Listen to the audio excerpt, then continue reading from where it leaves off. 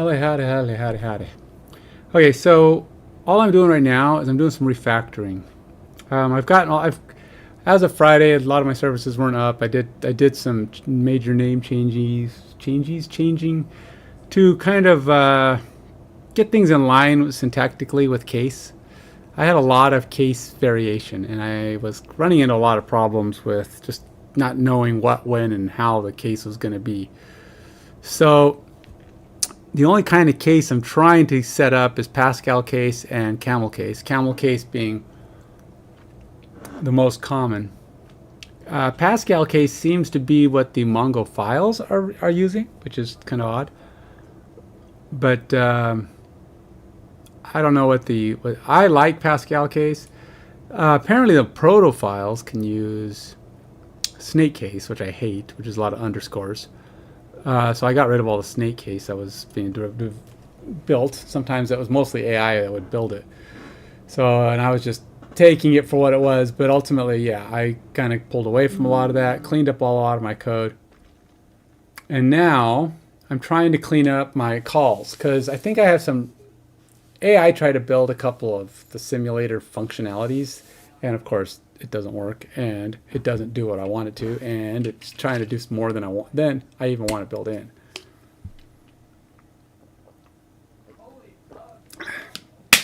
It has its own ways of doing things. You know, everybody's got their own approach. I didn't like his. So my buddy AI I had to rewrite. So it's been good for me, though. I've been getting a lot of real familiarity with this because I'm building a lot of it without AI, not all of it, which is good. Plus, I decided the run game functionality was doing too much. It wasn't fully compartmentalized. What I want the run game to do is consult the coach. Hey, coach, what plays are we going to call? What plays are you going to call? What plays are going to be chosen from? But what I was doing is it would call a coach project, but it would create a function, basically this one, get team play selection, which in itself is not the problem. It's the fact that it was doing a lot of stuff that was prepping things for the coach to go do the consult game plan. But really, I feel like the play selection, the coach is going to get the play selection and just return it. It's the coach's job to handle that, not the run game component, which is just like a master controller of the process. It's going to send things back and forth between the various components that are doing things. It itself is not going to do much else. So it's going to run the game. It'll call the run play. It's going to call the run play component. Say, hey, not the run play component, but the run play function. Say, here's the play you need to run. And it's going to handle all the running processes, things where it needs to process the game, run the game. But as far as getting bits and parts of information, get it from the components that are the owner of those things. So what I'm doing is I'm changing. So I already have the client here, but what I was doing was I was passing the client to another function when I'm thinking, well, shoot, this function should just get it. In fact, better yet, let's just say, hey, coach, give me my plays. So this is the selections that are going to come back, right? So at this point, we should be in the coach. So what I decided to do is say, all right, well, we're going to call coach consult game plan. In doing so, I also decided that the coach's consult game plan can have sub-functions that do things in a little bit smaller pieces. One of those things is we're going to have a stream submitted play ID, which is basically when this is going to go to the... oops, this is supposed to be stream. That's why it's not stream. Stream submitted play is this guy. Okay, so we got, oh, that's supposed to be stream. Get stream submitted play. Oh, I see what happened. Get stream submitted play. Okay. So now it's going to go, all right, hey, just in case, before I do anything, let's go make sure that there hasn't been a play submitted by a user or by like a stream game. Because the stream games are going to allow players to submit play calls. And in that case, the coach gets overridden. He's going to go, oh, well, I guess this is what we're doing. And in doing that, it's going to have that be the selection. If that's really what we're doing, right? Because we can't submit a specific play. So if we say run middle, then it's going to pick a bunch of run middles and pick from those plays. And if it's doing if we're saying like run or pass medium, it's going to pick some pass medium plays. Whatever it's doing, it's going to pick some plays and then it's going to select that play. So you've got some options, but it's going to pick one of those options. And it's going to pick it out of the game plan for that team, because that team may have different things in their game plan book. So anyway, I decided to pull out that functionality and have it processed here. Now, one of the things I noticed it was doing is it would just say, hey, yeah, we're just going to take one. But the problem is that breaks the UI. The UI needs to have all the play selections. And in order to have all the play selections, I need to give it more than one play, just to show, hey, we're picking from these plays. This just said, get one play and return that. That's it. We're done. And no more selection. So because it appends one play selection, picks a play ID. So really all it's doing is going to go back. It's going to go look at find a command for the specific user, parse the play ID from the payload, which really is not getting a play ID. It's going to get a play type. So this is going to have to be worked a little bit because we don't have specifically a play ID. Now, maybe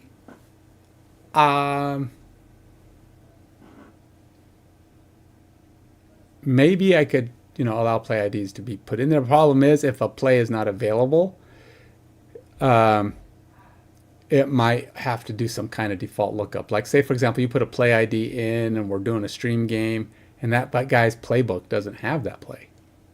Well, we can't call that play. So it has to be in that playbook if you're calling a specific play ID, in which case it's going to have to either look up that play ID and get its type and then run by type. So there could be some things. So say somebody doesn't put any run middles in their playbook. They take them all out and they're only playing run lefts and rights. And you call a run middle. Well, there isn't a run middle. And you call a specific run middle and say, well, it doesn't exist. Or maybe he's only got one run middle and it's not the one you wanted. So now it's got to go, oh, well, let's look up this play ID. Does the play ID exist? Yes. Does that play ID exist in the playbook? No. What play type is it? It's this. Does that play type exist in the playbook? Yes, let's use that. So if it doesn't exist at all, then it just has to throw it out. It can't call your play because playbook doesn't have it. It might exist in the system, but it won't exist there. And even if it doesn't, if it may not exist in the system, what if you put a bad play ID? It's just got to ignore it and call its own play. So, and I'm not going to notify people if your play is no good. I mean, I guess I could look it up and go, that play doesn't exist in the system. In fact, that's a really good idea. Good idea, Ken. Yeah. If we have a play ID, all right, so that's why I wanted to have it here. It's going to call out differently. So I don't want to, I'm going to return, what am I returning? Did I return just the play ID?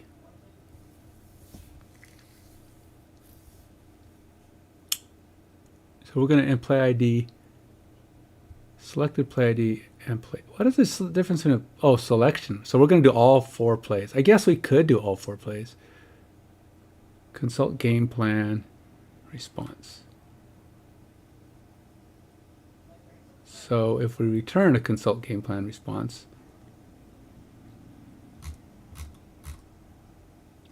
let's go ahead and return one. Because I think this is going to have to be a little bit more robust than it is, basically.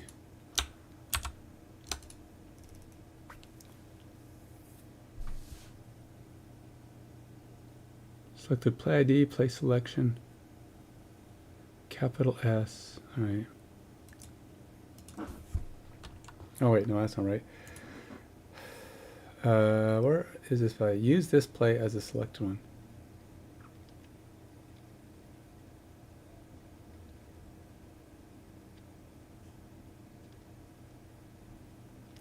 Not sure why that's not just colon.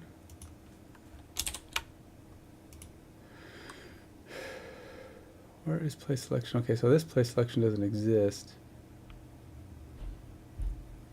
Where is that supposed to be coming from? All right, so I gotta see where this is supposedly picking up from. Oh, I just picked an array.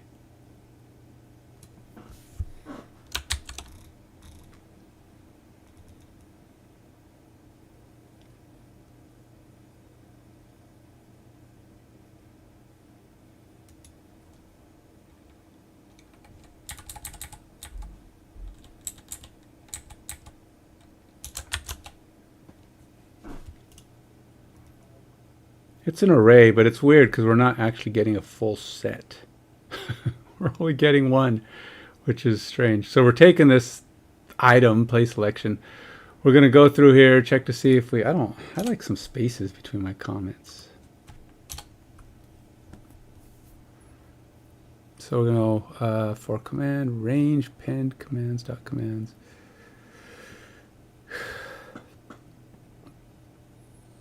Oh, I see what it's doing. It's looking at all the commands that the streamer client has. Where's S? Oh, S is the service.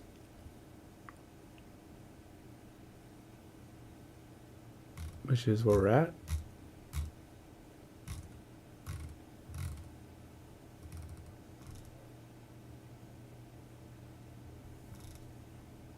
What service are we looking at here?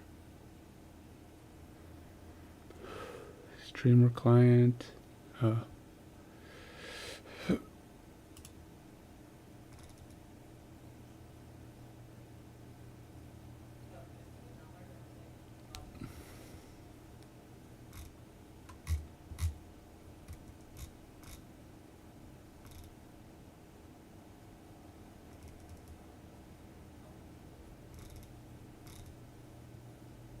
Consult game plan. Honestly, I think I'm going to take all this stuff just for sorting purposes. These are child objects. I don't think they should be up here. The new service is fine. Wait, what? Oh, validate game situations. Get play selection. And take all that out. Oh, wait. Nope. Shoot.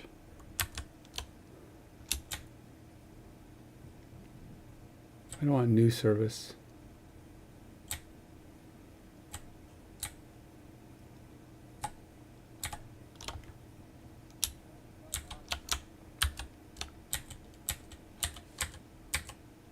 A new service, consult game plan.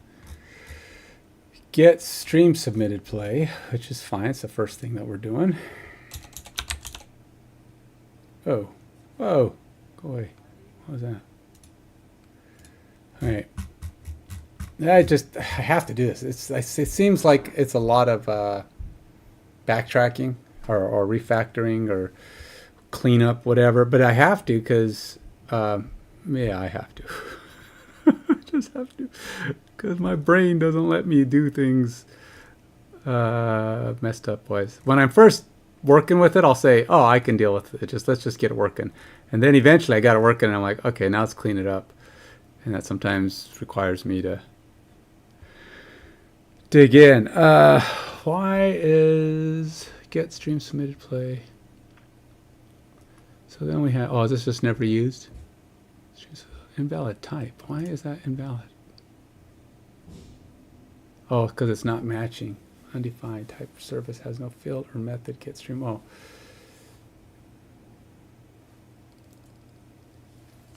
So we have the service, and the service is defined. Where is the service struct at? Is that in the service? Should be. So where is service struct at? Oh, there it is.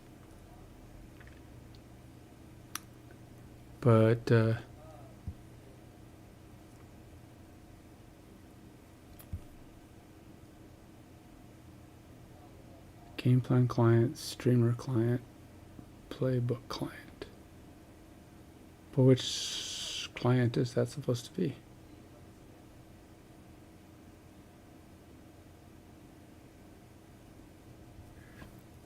Get stream submitted client. Oh, we have get play selection. Where's that at? Oh, am I not passing? Oh, I am passing the context.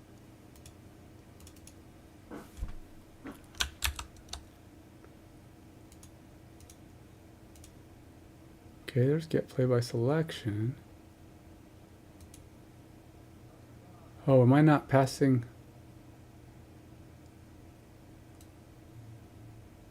I don't think I'm doing this. No. Yeah, that's...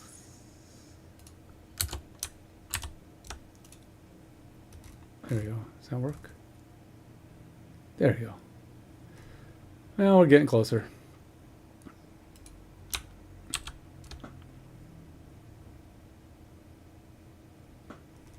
And what is source? Get stream submitted play. Do I have source in here?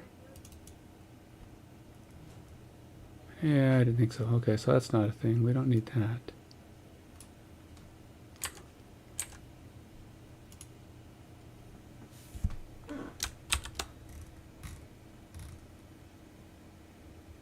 All right, so now the problem is what? It's not being used.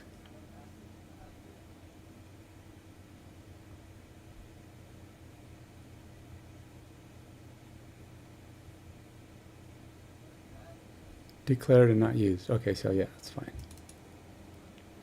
So we go Control C. Now we're getting our values, so we don't need to go try get plays from user's game plan.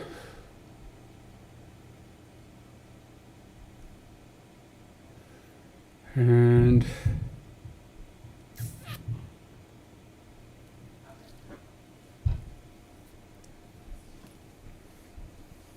so what we need is if the length, well, first of all, let's go like this. If stream submitted play ID not equal to nil, and stream selected play ID dot play selection. I think is it going to be length?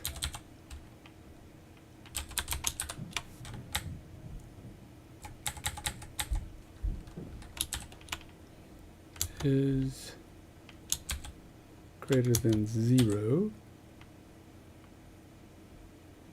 Not nil, and length is greater than 0. All right, so that's fine, but we need to get more plays because we're only going to take one play. We only take one play from the users. We're not going to like allow 4 different plays to come in because we're going to actually select the play that comes in, and if we allowed 4 selections to come in, then it would be problematic, to say the least. It would just mean that if for some reason a streamer is popular enough to have people all calling plays,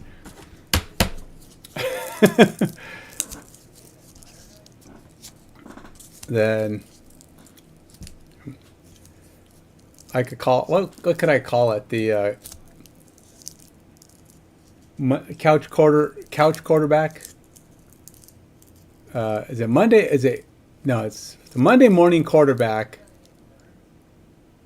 What is it called when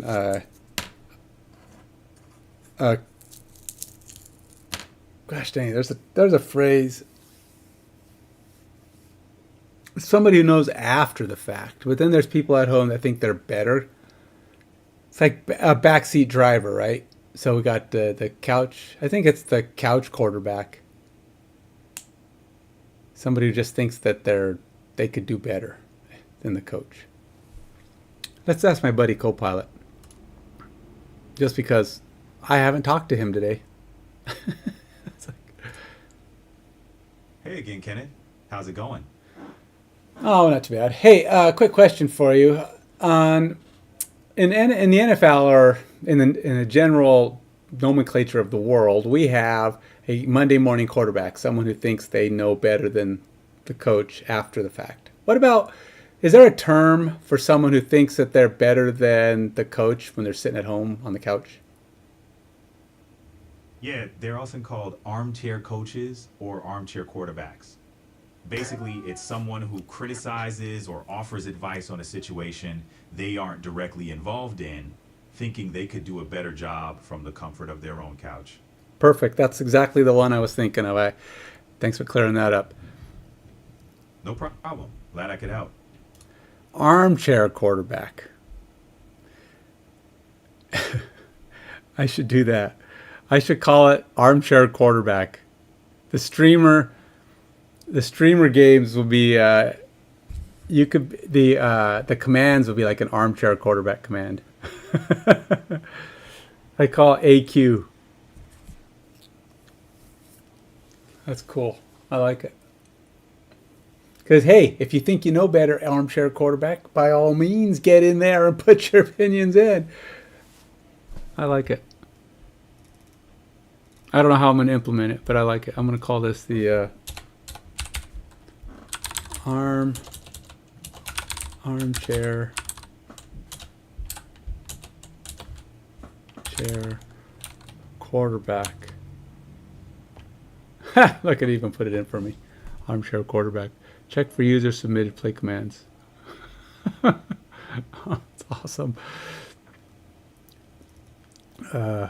I might even have to do something with that, like make it part of the game design. Yeah. Anyway, so we have the armchair quarterback, which is getting the stream submitted plays.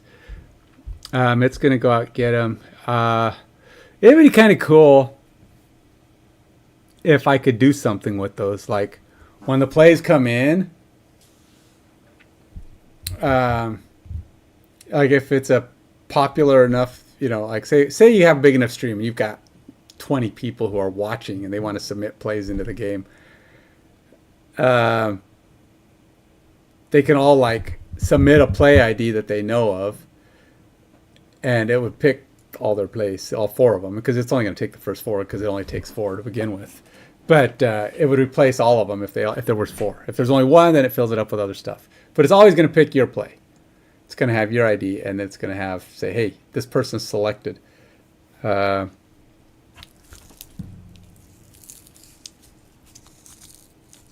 Like I should have like a title. Normally the UI would just show the name of the play, and it'll have like a little subtitle. It says armchair QB and the name of the user. Oh god, I got to put that in. Oh, I got to do that. In fact, I should. Oh, how am I going to do that? How am I going to do that? How am I going to do that? I got to figure something out. All right, let's put it in. I got to put it in the planning and tracking. It's got to exist. This is going to be a thing. This is going to be in my game. That's just too good.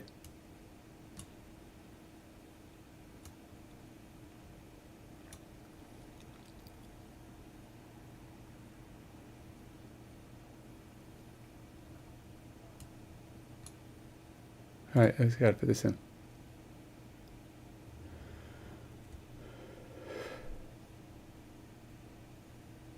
It says box office Snow White limps to alarming 43 million. Why is that alarming? Everybody, come on.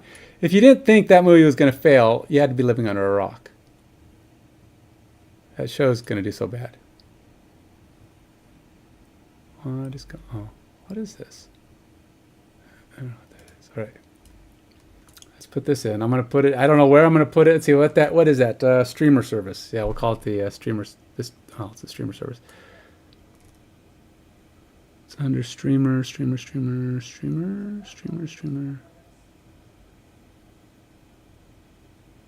demo modes. Okay, so we're going to go here. Draft, game plan mode, create streamer game UI, which I've been kind of working on. All right, so this is good. I'm gonna have to add this. It's called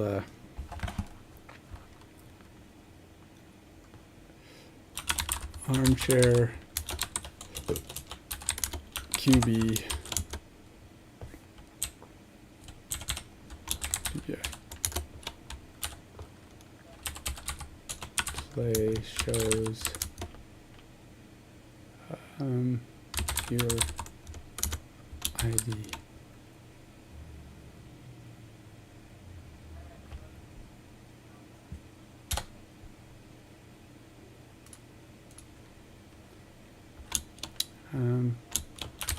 Capture your ID when submitted.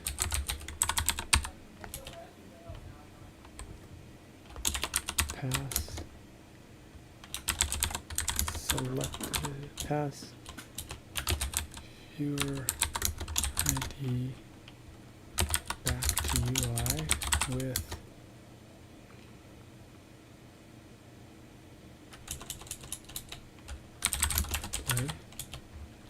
display your ID when play is shown. Display viewer ID under play name.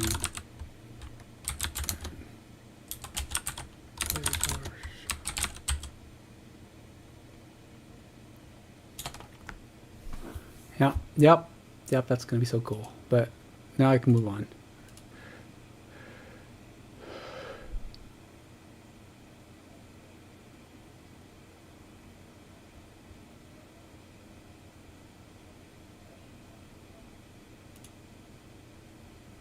Okay.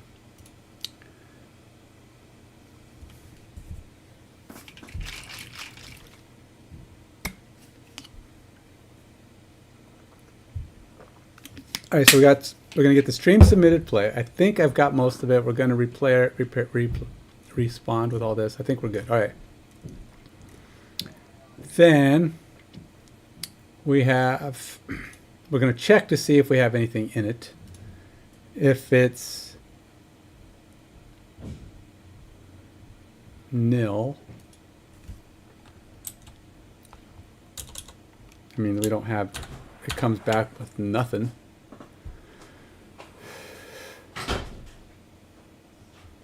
Or, oops, equals nil. Or the length of the play selection is less than 4. Then we got to go get more plays. Okay, which is me going like this. And then we got to go all the way down here, going to get all of our plays, check if we have any plays.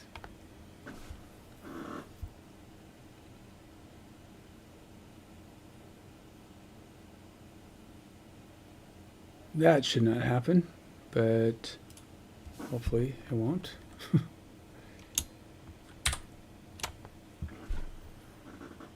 All right, so now we're going to check if we have a streamer submitted play, or that we have less than 4. So on the option that I do eventually make it so that we can return up to 4 plays, we'll go through here. Then we'll need to do a check.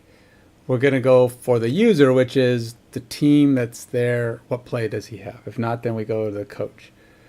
What I might do is if we come in here and it's greater than 1, we'll skip over the user. Because the user, I mean, you're submitting a play, so we don't need to have a user play. I mean, but I guess technically you have your armchair quarterback. Do you allow the armchair quarterback to be a secondary and then have your user play and then you have the coach play? I should probably have them all labeled, right? I could have the GMs play, the coaches play, users play, and then the other one won't be a name, or call it armchair QB play. And the armchair QB play always gets to get picked. One of them will always get picked. But so what I should do is if I have less than 4, so if I have 4, we're going to go, if we already have 4, technically we don't even need to do this because we will have already verified. So let's go here. This should probably be inside here. Because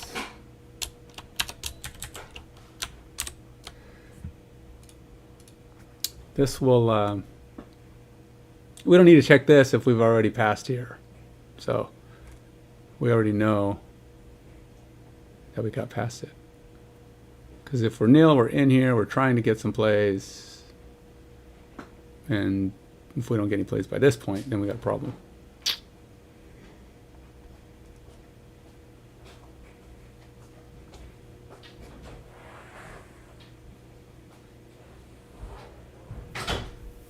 What I should probably do, where is play selection set? Okay, it's right there. So what I should probably do is actually do this instead.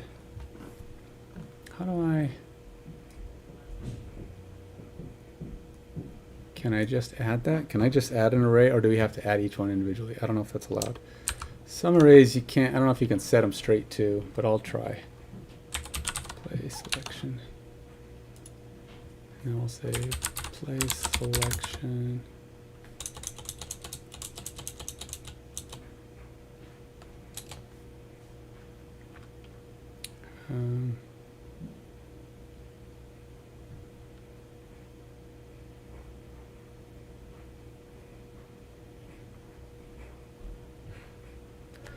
Probably not.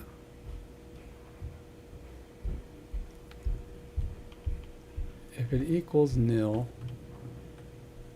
oh, let's do this. If it equals nil, else,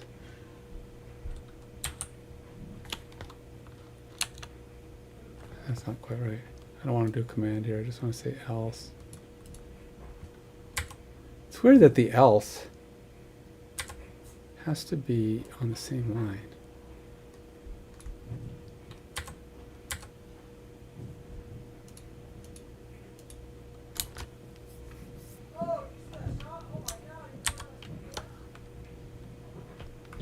Play selection.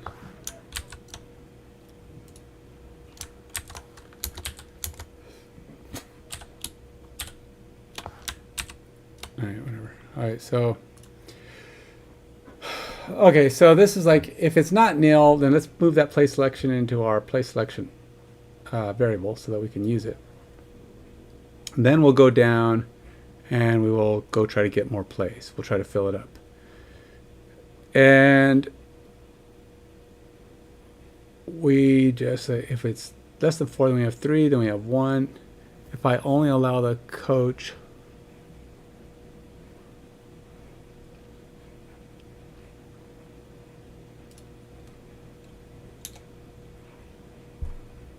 because we only need to get allowed 2 spaces. So if we have,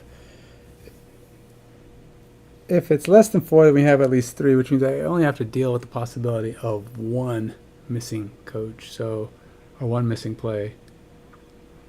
Because otherwise we just fill it up with the 4 next below it. So I just want to, maybe I'll skip the user play. If we have a armchair QB play being submitted. Or I could submit,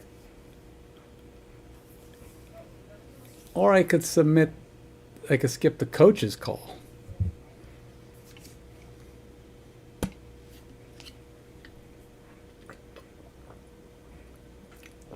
I'll do them both if it's only 1, but let's do this.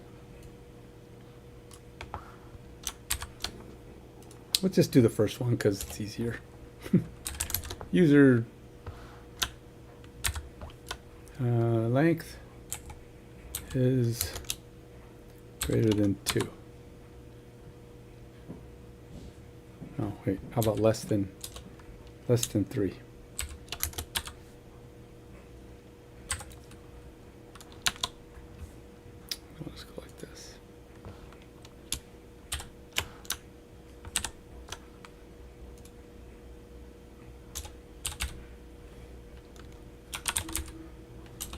Armchair quarter. Whoops. What the heck just happened?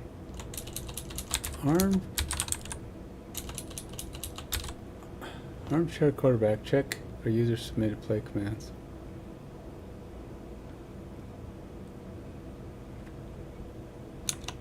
Check for more than one user submitted play.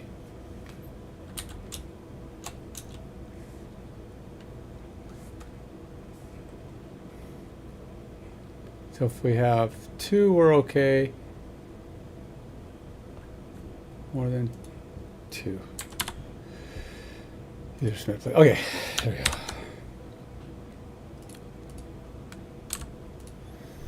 Now that allows us to go get our plays, then we can come down here, and then we have our play selections.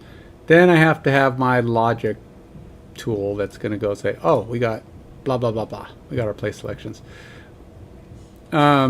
So it's going to go pick. This is basically the tool that's going to say, this is the play I pick. Now, in that, I have to call this get play selection, which is going to go do stuff that's basically doing some of what this thing's doing, because I'm getting rid of all this get play selection. So we're going to do this, and I'm going to dump this. We're going to go, and I got to decide the exact requirement of what the consult game plan is going to need, but it's going to be coach client dot consult game plan.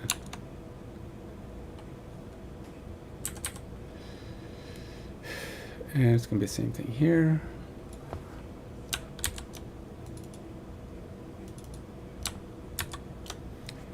What I need to consult the game plan.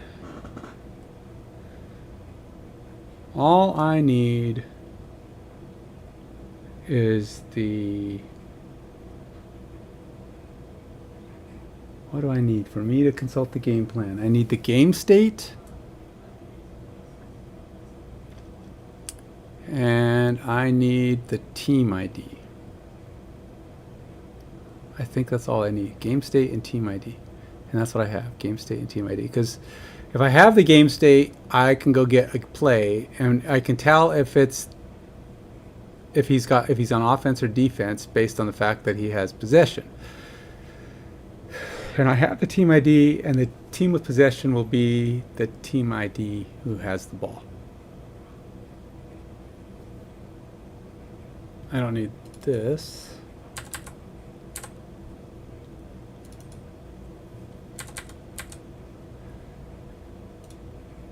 And I don't need this.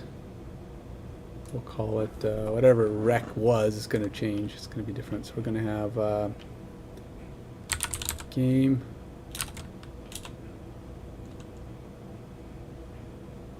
I don't know, game state? Sure.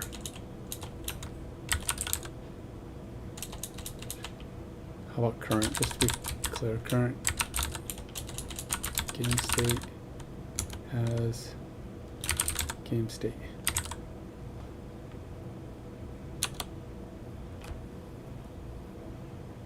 And I guess we could pass it in.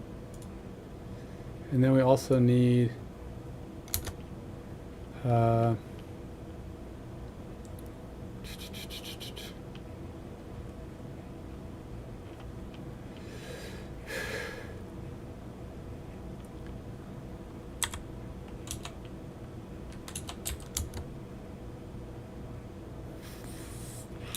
for team ID,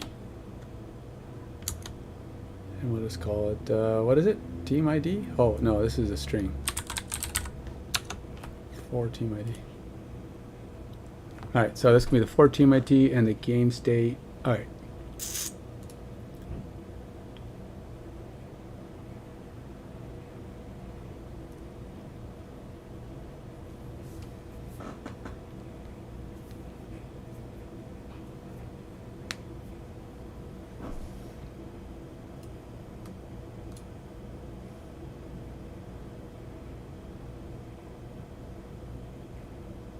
Oh, state.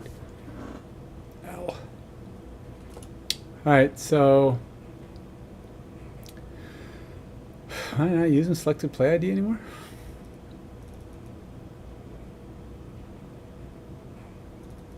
What am I returning? Weighted play selection. Response dot selected play ID. Huh.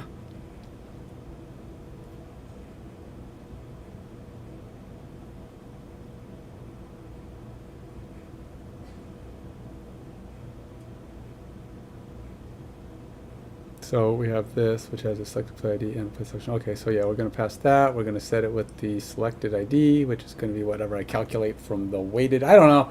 It is weighted. I don't know if I like that function name, but sure.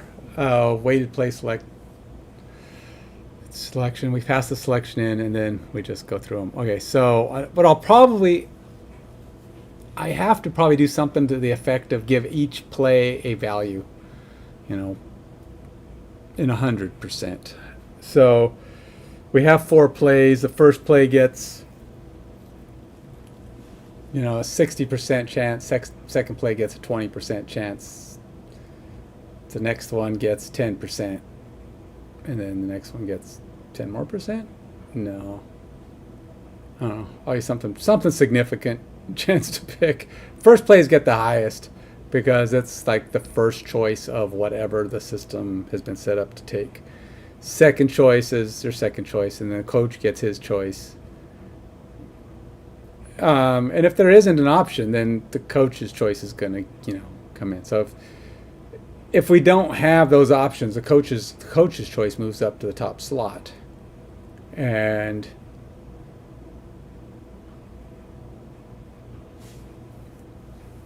yeah.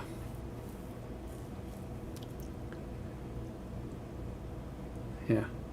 I'm just confirming in my head. So we're going to try to get a user one. If there is no user one, then we'll try to get a coach one, which will move him to the highest spot. So the coach gets the highest pick if the user has no input. And then everything else comes from the default plan, which is, yeah, those can be picked as well. But it could be something more like 50, 30, 10. That doesn't work either. Gosh, how about 50, 25, 15? Yeah, 50, 20. That's probably good. 50, 25, 15, 10. That could work. So and that leaves a 50-50 shot that the first one will pick. Hey, Minty Clips, how you doing, man? I am working on my football simulator. I am right now trying to kind of refactor how my coach selects the game plays. So one of the features of this game, in addition to being eventually going to be an Android game, but right now it's a React front end, just because that's where I did the POC, so I'm using that POC to build my base structure. The Android game is going to be a lot more graphically cool, but the React version will be like it's going to be one of those, you know, free-to-plays, but it's not going to be like any free-to-play that exists currently, especially with football games, where they all have these kind of goofy paywalls and ceilings. I want it to be more like, one of the games I keep calling up is like Marvel Snap when it started. Yeah, like Snap. You knew that, huh? Because you've been here before. But yes, Marvel Snap. It's where you can just play. You know, it's not going to, the game will not stop you from playing. If you don't pay anything, then that's fine. You just get to play. There may be a slower progression of certain things, or you may not get all the coolest looking stuff, because, you know, all the variants and stuff, but the way Snap does it anyway. But so that's kind of what I'm trying to go for. I'm trying to go for something where you can enjoy the game, play the game, and if you like it enough, maybe you'll invest in helping get the other cool stuff. And I just want to be able to give enough of the other cool stuff. But at the same time, I also want to go one step further. I'm not going to have anything like Snap does, where there's certain variants, you cannot get them unless you pay. There's zero chance. I don't like that stuff. Everything should have a chance. Now, yes, if you're not paying, some stuff may be really hard to get. You may have to earn your stuff or build up to things, or it's going to take a lot longer. It's going to take a lot of play.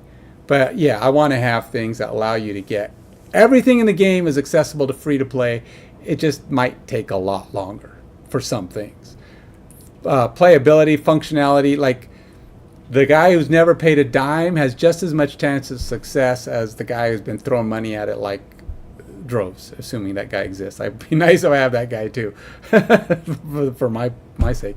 But so yeah, I want them to be able to play and succeed against each other, in spite of the amount of money each one is playing. Right, you're going to be able to earn gold or money or whatever it takes to build up. You can build up experience that'll help level guys up, different versions of guys, different things that you can get that can all be earned in the game. And that's the ultimate goal. But right now, primarily, my goal right now is just get the game fully functional. Yeah, I'm not even doing any of the pay model crap. That's coming down the line. That'll be when I finally kind of have the simulations running and all the data's building and things are going the way I want them to. And then I start building in the gamification, the ways to get cool stuff and earn and add and enhance to the game. So right now, my primary goal is just get the game simulation going from the back end. And so I'm trying to remove all the front end POC stuff. Well, when I started, a game starting from scratch, realistically, can take, if it's a simple game, which this is not going to be, especially with all the graphic stuff I want to put in it, it might take a year or more. And if you want to do a high graphics, super cool game, it could take 3 to 4 years, especially as a single developer. It could take more if you're really going all in, like I was trying to do something like Madden's doing, but I'm not doing that. But that said, I've only been working on this since the beginning of November. In November, December, January. We're in March now, so going on my 4th month.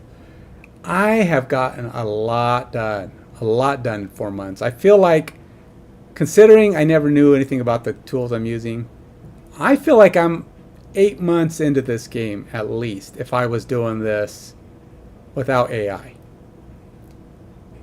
Yeah, they have a ton of people, and I'm not making a game sim. It's not going to be one of those games where you control it with a mouse controller. This is a managing.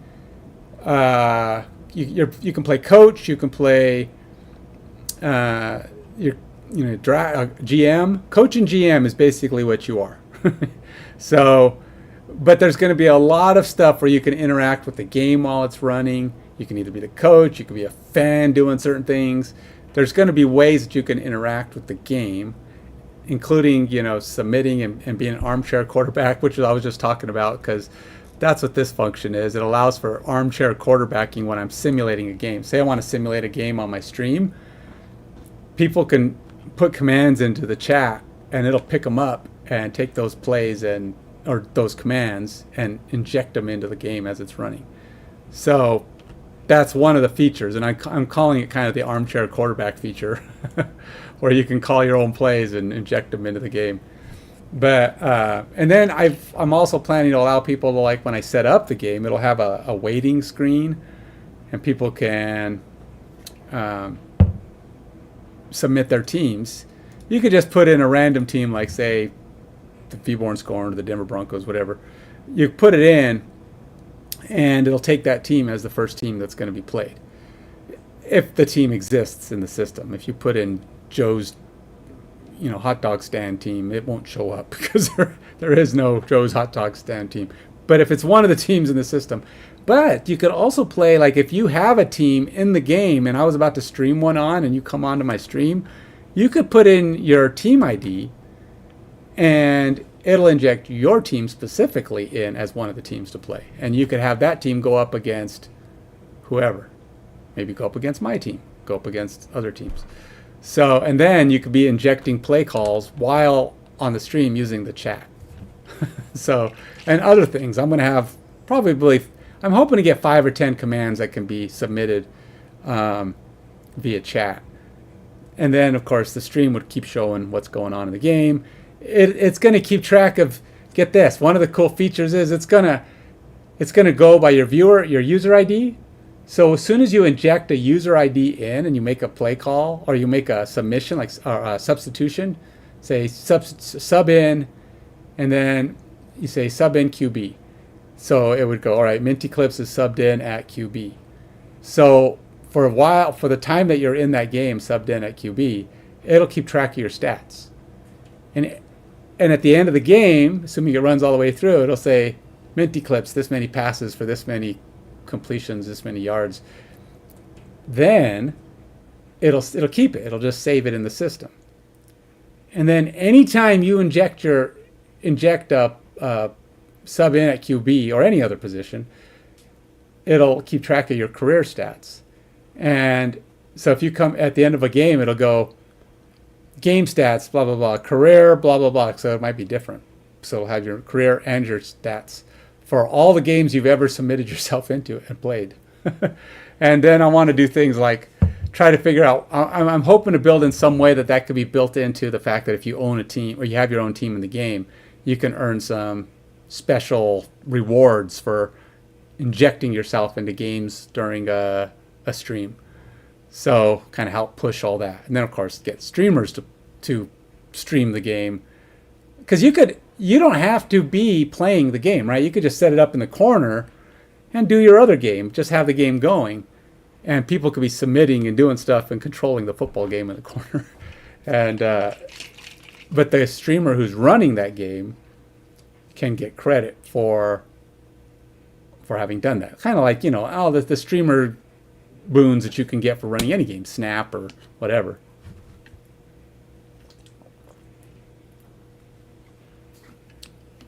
Will you be able to sign in to multiple accounts in one account linked together? Oh, you mean so that you could have like multiple teams and multiple leagues and all that? Actually, I'm considering probably not linking multiple accounts together, just for the complexity of trying to keep track of multiple things going on at once. But I am actually trying to figure out how I am building the framework to allow for multiple teams in multiple leagues. Because most of these football games, they don't really allow that, right? You sign in, you have your account, and it's the one team. You're in a league, you might be able to do some quick play with it, but it's always one team.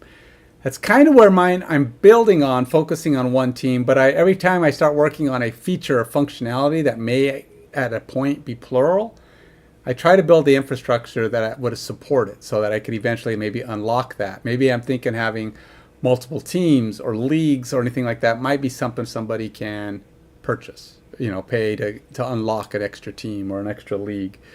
Because it doesn't stop other people from playing and enjoying their one team. But if somebody's like, I'm having a good time with this, I want another team. I want to be able to do another league or another thing. And they can just unlock multiple things and you can run them all. So you don't have to have multiple accounts. You could just have your one account and just add to it.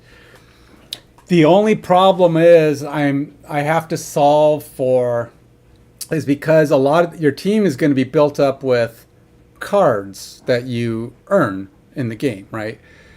You can earn them. I have a really cool way for people to get cards in this game. You're going to get your default cards enough to do some basic stuff at the beginning, but then in time you'll grow to a full roster and be able to do all that stuff. Well, with multiple teams, then it becomes a little bit different. So you'd unlock your team, but you wouldn't get like I want to be able to allow people to use their collection of cards and players in all their teams. But it kind of becomes tricky because some of those cards might be like, I have a lot of ideas on how those cards are going to be able to improve and they're going to look cool. Because I'm thinking a card can gain its own experience. So the more you're playing that card, the more experience it gains. And as it gains experience, it'll start having options to upgrade it and make it look cooler and fancier. And then whenever your player card pops up on a screen, it'll have all of its cool highlights. It'll pop up with your stats and whatever, but your card will have all of its features and stuff. So whenever your card appears in the game, it's going to have all of its upgrades.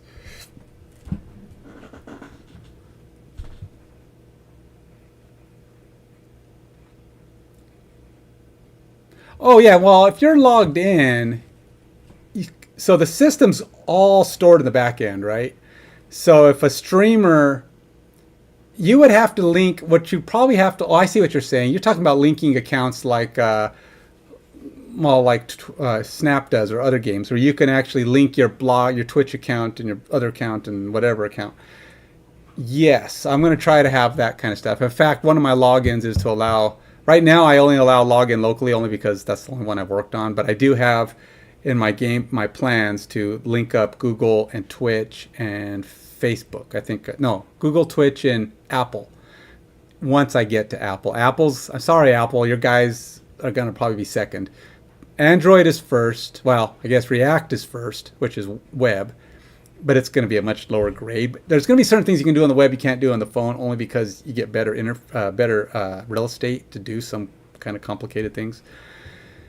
But for the majority of it, you would do on your phone, which is where you're going to get a lot of the functionality. But yes, your back end, you can link your Google account. But remember, when you sub in, you are not a player in the game. You are not an actual card. So the sub in feature into a game, you're injecting yourself into a game with other teams, and it's just creating a viewer stats, really is what it comes down to. And what I'd like to do is maybe in time enhance that. Like maybe you can create a card or build a card that fits your character, and whenever you sub in, it'll pop up your special card, and something like that. But at first, it's just going to be like a numbers game. I want to be able to add that in the long term, but right now, that's like again, first and foremost is functionality. I have a lot of graphical ideas, but yes, I want to be able to link it. So like, I don't know who Minty Clips is, so the system would not know who Minty Clips is. If you were to put in a command right now, sub you into a game, it would take your viewer ID and submit it into the game. So you would have to link your viewer ID to your account so that when it went, it can track that.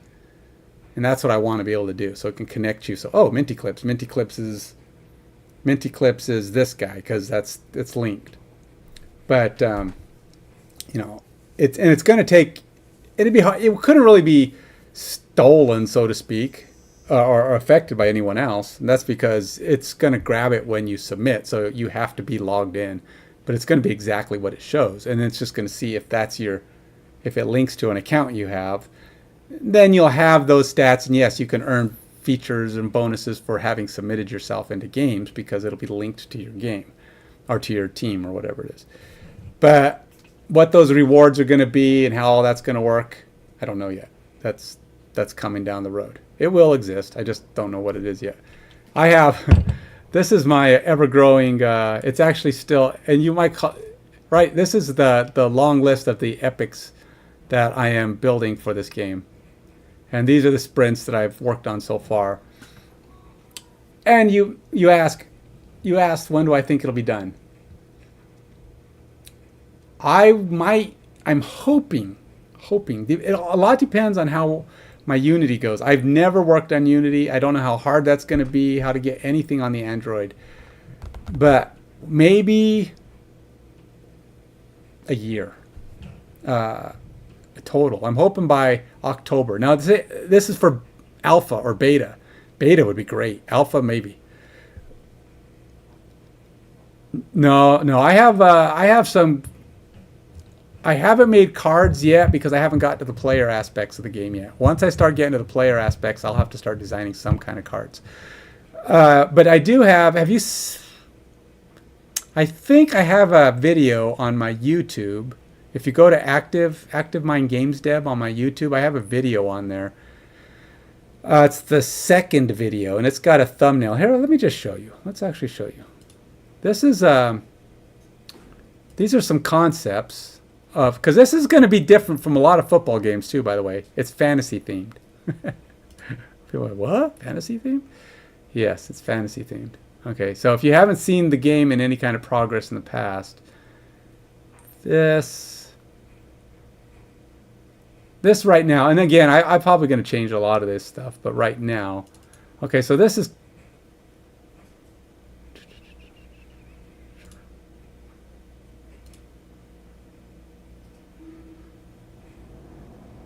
Kind of, but the game is truly, it's professional football, NFL. You're not, it's just going to have the look and feel of fantasy. It's not going to actually be, you may have guys with wings, but I want to have some special effects for like when they're about to score, when they score, stuff like that. That have characters do things that are in line with what their species is, but there won't be any effect on the game. I want it to be truly, you're playing by NFL rules, you're playing with NFL stats.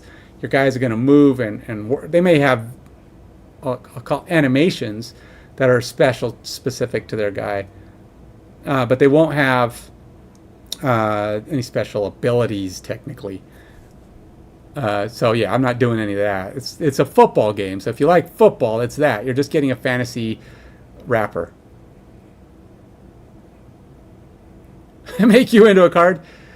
That's what I was saying earlier. If I could get, at some point, I may have some ability to create a special card where like maybe you can, like a career mode is kind of what I was thinking, because if I'm going to use real life player stats, it's harder to say, okay, well, you can't really build a career of an NFL player, right? So, and since my players, although they're going to look different, have different names, they're going to be built off of real stats, you need to have one that's kind of generic that you can throw into a game and maybe build. And in that case, it could be your character if you want to. And maybe that would be the way to do it. Build up a, what do you call it? I don't know, a user character or some kind of career mode character that you could come in and have him play in games. The problem being is on a streamer game, you don't control the game, the teams that are interacted, right?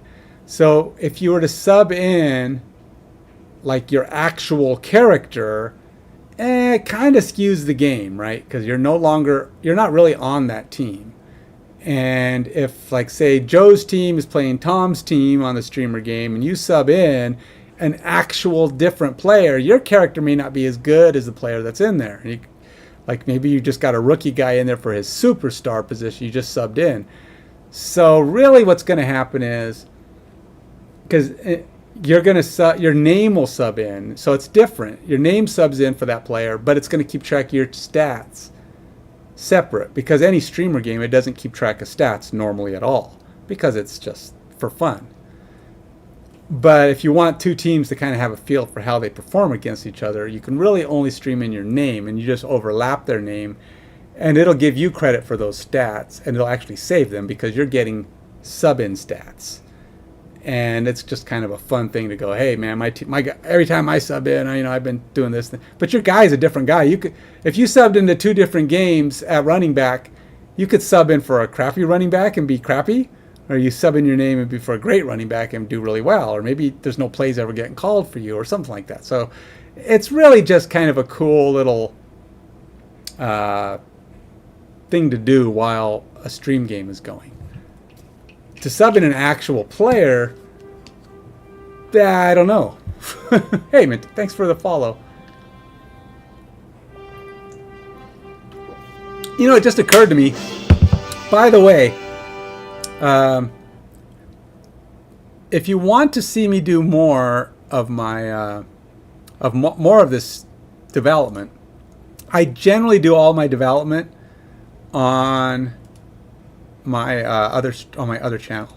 So right now I'm on my Active Mind Gamer channel. Oh, this is Twitch. Never mind.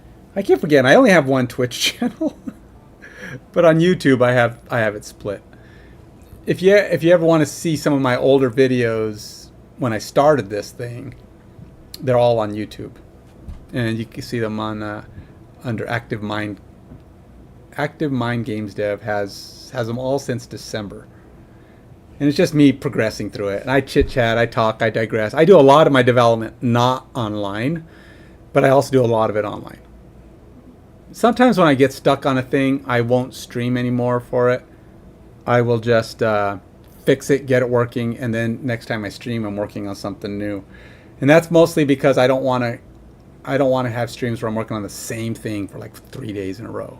because, you know, it's coding. It's boring enough to watch coding sometimes. But yeah, I do plan to have, by the way, I do plan to have a user, a backer support. I've already built into my login functionality, a backer, what do I want to call it? Backer logins. So if I give you a code, you can access the game. It'll be the web version, because again, I don't have the Android version yet. But for any of my backers, I'll be giving them backer codes that will work for however long, you know, whatever the time period is. And they can play with the game as it's developing. And as new features come online, Alexa, turn off Firestorm. As things come online, you'll be able to play with those new features. Right now, I've got like a game plan editor. I'm working on the simulator. I've got, what else have I got in there? Well, I have a play creator, but I don't know yet that that's going to be...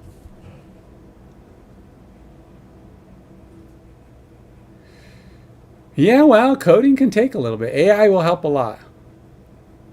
Will I add myself as a card? Not unless I actually get around to being able to make that a functionality. I won't put a card in. Oh yeah, I was going to show you what some of the characters look like. So really, it's not me. It's not a card. I could have my name, but here's what they look like. I mean, this is kind of an idea of where I'm going with some of these. See, this is these are the kind of characters. This is the icicle giants, and these are the rhinos. I also have some. That's the style I'm going with, but I have some others that don't kind of fit the style yet, so they're not fully worked out. But let's see if I can find it here.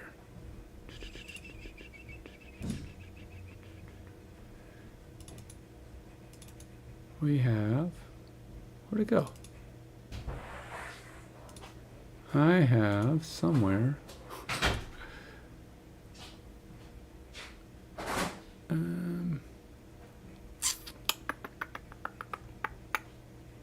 I thought they were in here. Maybe they are. Well, they're probably under my streaming then.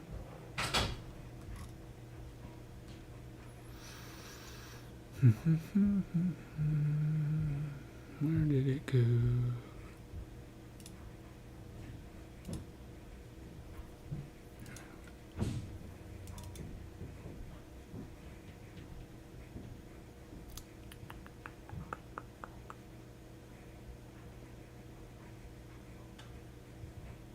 Huh. I don't know where I put them. I gotta find my other images. I thought that's where they were. I seem to have misplaced them. Work out. Nope, don't know where they went.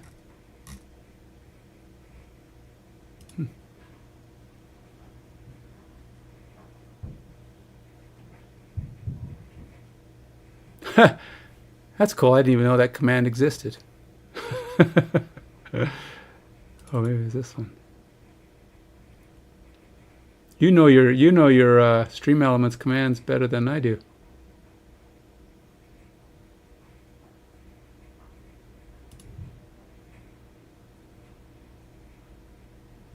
Well, I don't know where it went. I'll have to find them. I don't know what I did with my images.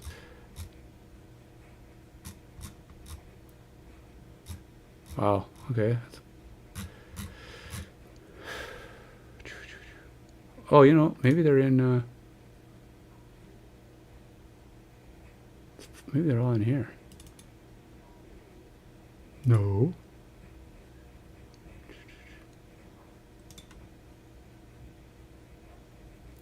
Well.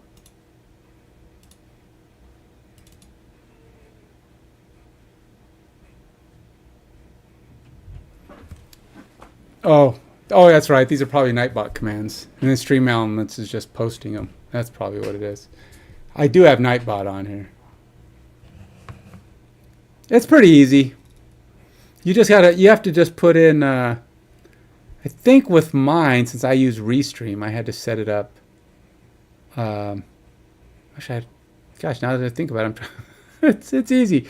Just got to find this walkthrough. But I did it the once, and then I just kind of left it running. But I think you just set it up on the tool that you're using. I think you could even put in like, because it'll ask you, you link it to your account. And as soon as you're linked to your account, it's kind of there. So when you come up, it'll just work on your thing. You'll connect your YouTube or your Twitch or whatever, and it just kind of works. Okay, I totally don't know where my pictures went. It sounds like somebody might go, well, it's not that big of a deal. But I'm like, but it is, because I need them. I'm going to need my pictures. Let's look in here.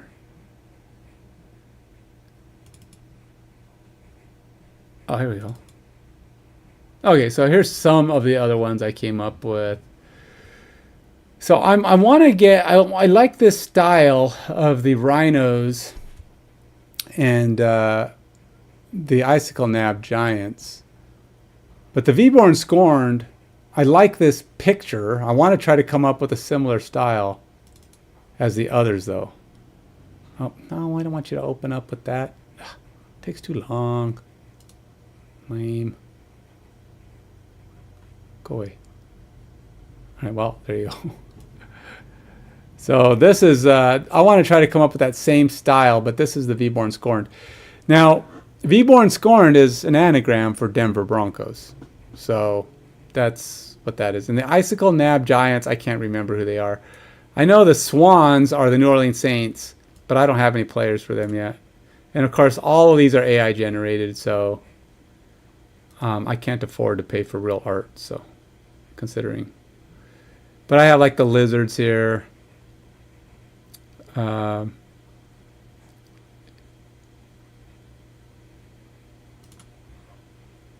that's just like a sketchy art.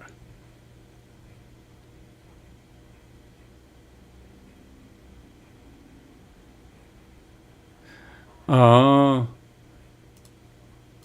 that's cool. Well, that's what I'm going to be using. I'm going to be using either, I think it's Nightbot, to put in the commands. And I've already kind of tested one command. So, nah, it's probably just going to be NFL. I don't know, maybe in time I could build in. Thing is, I have actual stats. I'm going to be pulling actual NFL stats to associate to the players. So I want their stats to kind of be built off the same logic. So if I take CFL, I have to build a different set of stats for them because it's the only way they could be built in consistence because their rules are different. It's not a ton different, but it's enough that, like, for example, if I put CFL teams and players in, their stats are going to be smaller because they're not NFL players. If they had really good stats like NFL players, they'd be in the NFL.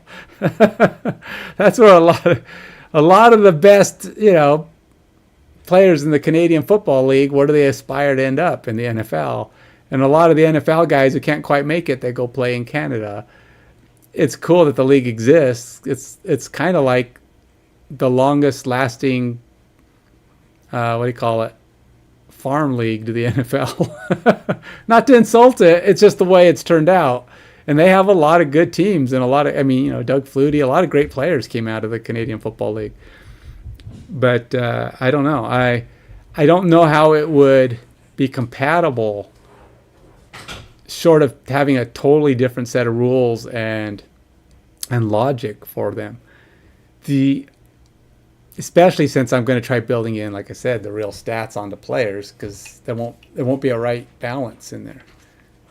Favorite CFL players wouldn't have comparable stats to NFL players. And are they the same? If two guys ran for 1,000 yards in the Canadian Football League and run for 1,000 yards in the NFL Football League, which one's the better player? Most would say the NFL player because he's playing against higher competition. So how do I balance that? How do I make it feel like it's correct? Because not every great Canadian player that went to the NFL was great in the NFL. There's a few that have been, with Warren Moon and Doug Flutie and I'm sure others. But it's hard to get that balance. So yeah, it would be tough. I guess the only other option was the other option would be to have a different version of the game, which is a possibility that uses, it's just like the Canadian League or the Canadian Fantasy League.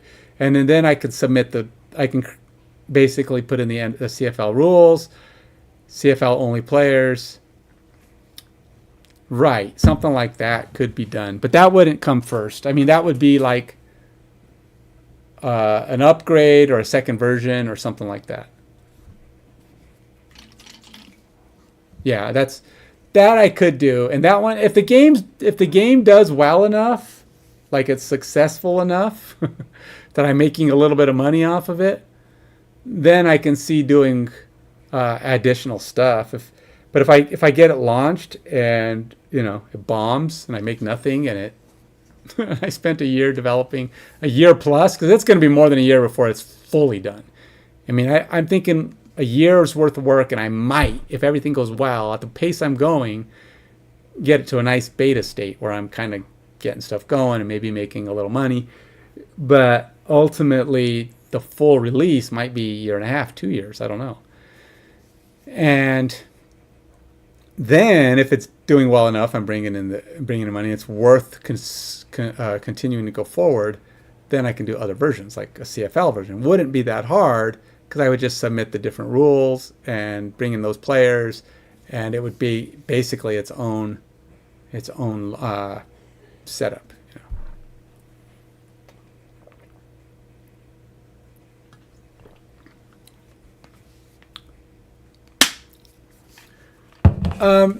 Yeah, I mean, everybody's going to be invited, but I haven't gotten to the beta stage yet. I mean, I probably won't be setting that up for a while. Probably beta stage access probably won't be, like I said, maybe a year. I don't know. It just depends. A lot's going to depend on how smoothly, how quickly I can get to the Unity development, and how quickly I'm picking it up. And if it's going good, then yeah, maybe. The beta, let's put it this way. It's going to go into alpha, which will go first. And that's when I find out what works, what doesn't. And then beta will come when I finally start having a decent amount of UI stuff. And I don't know how much. I don't know. At this point, it's still a little nebulous. It's too early to tell. But I hope I could I'd like to be able to get to beta within a year, which would be like by next Christmas. But I don't know. I don't want to make any promises, because game development can take long. And yeah, but everybody's going to, I'm going to allow anybody who wants to be part of the beta. That's how you get testing, right? Got to get people on board. The early access people before beta, I'm going to allow backers to do that, because I'm only going to have a handful. So people who want to be part of it then can be if they're a backer, I'll give them a backer code, and then they can join in. But I'm not going to do everybody in. Okay, where was I? I do need to see if I can get this. Oh, consult game plan is replacing this. So that means I need to go here. So play selection is going to have, what does play selection ask for? Let's go see, get play selection.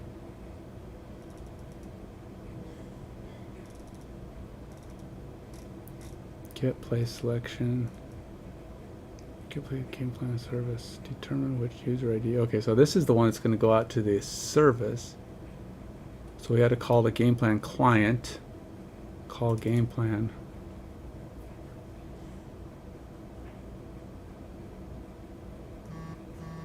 Try to find matching situations. So we're going to get the game plan. I feel like I have a lot of stuff happening in the wrong places. I feel like my coach is doing too many things.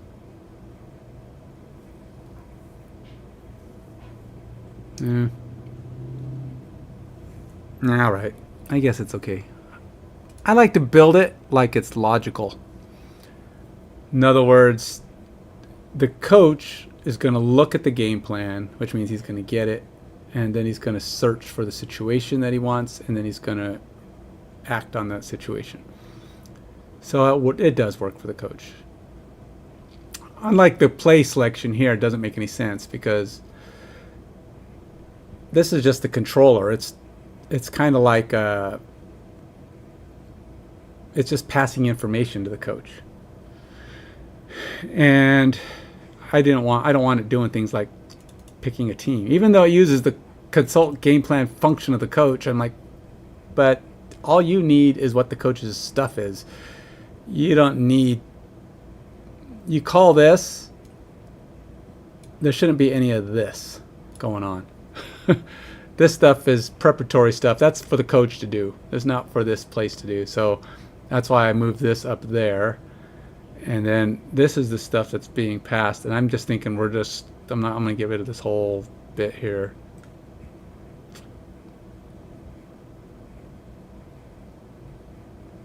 And the key elements that the coach needs for the game plan.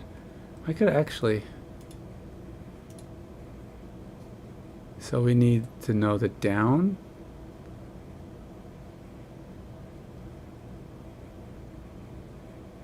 That's really all I need, right? I need all those things are the conditions I'm trying to meet.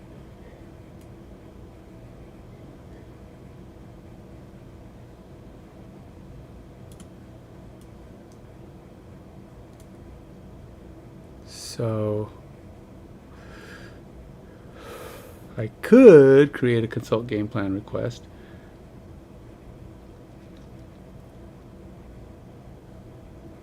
But we're going to do this whole bit somewhere else.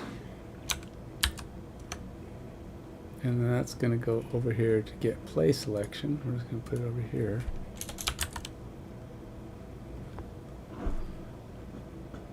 And then we're done. Don't need any of this. Process, request, don't care. All right, all that goes away.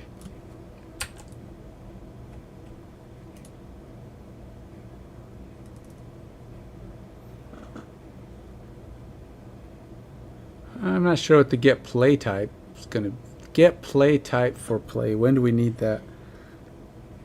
That's really, is that part of the coach too? Oh, that's a playbook. Oh, why is this looking in the playbook? This doesn't belong here.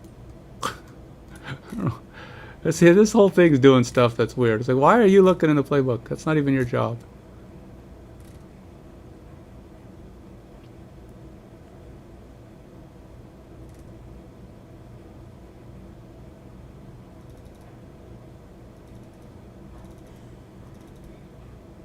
Console game plan, all right. It's all about just making sense here. I'm taking that out. We're putting that over here. You can get the play type. See, this one has get play type. Get play type for play. Get plays by play type. All right, well, let's get rid of that. I'm just cleaning my code. Today's been Friday and today have been kind of refactoring days. Because I just don't like my code to look sloppy.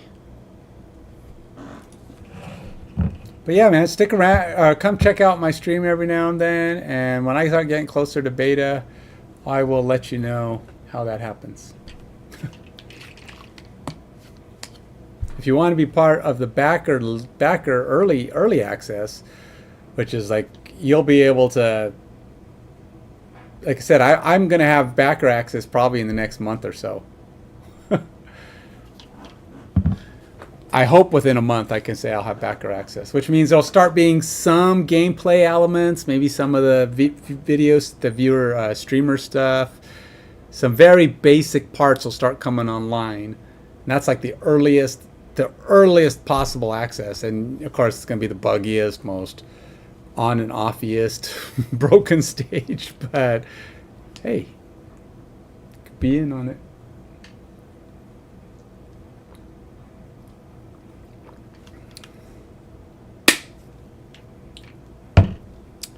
It is getting hot in here. I don't know why it gets so hot downstairs midway through the day.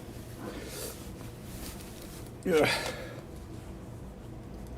Even turned off my heater. Still didn't do it. Can breathe. All right.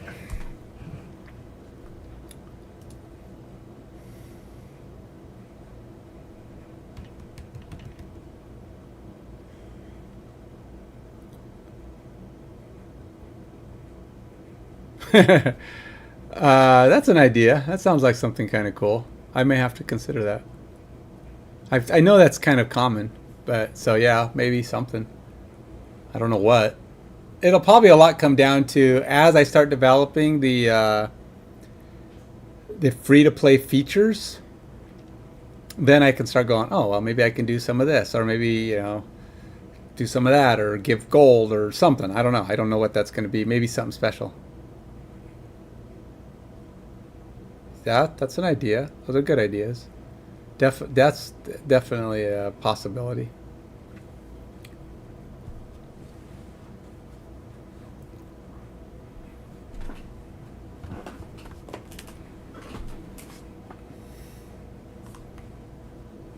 What is this doing? Play selection result contains the play return from the coach service type. Is that supposed to be a struct? Oh, it is a struct. Why is that? Weird.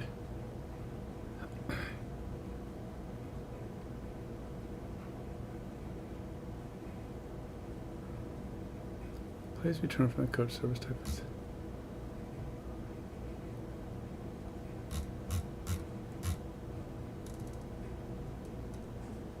So run game is really just that. It's not going to do much of anything else. Play selection result.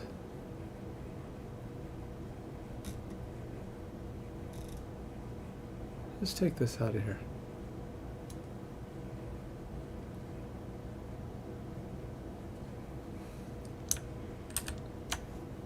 I'm sure something's going to break as a result of taking that out, but we will figure it out as I clean this mess up. Alright, so only the run game function exists in run game, and then run game we'll call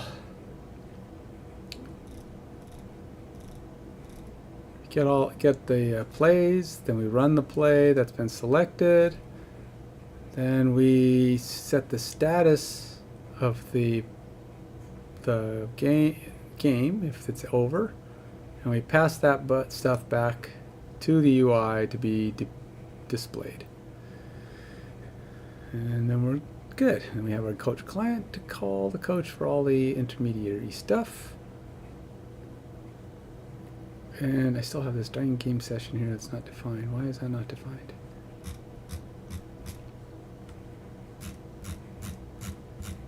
Now, the coach has a lot of things, which is fine.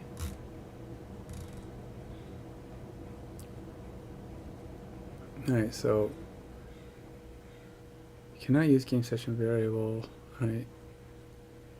Pointer to API game session. Where is game session at?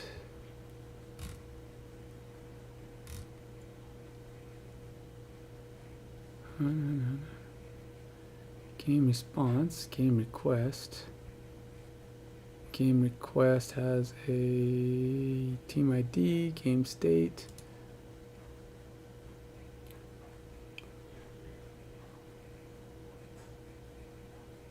Initial play clock time. Why do oh, this is just me getting that value? Where am I pulling that from? That's coming from the initial state. Used to get the latest rule set. Oh. Wait a minute, so my game state doesn't have the initial play clock time? Wait a minute. Wait a minute.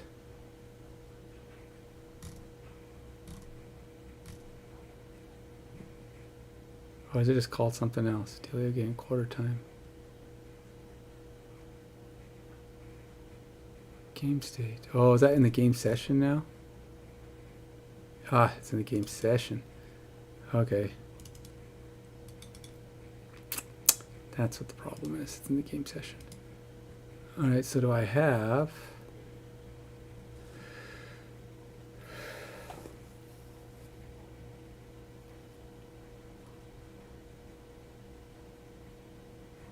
Get the initial game state from the store. Get initial game state. So we probably should get game. Where is this?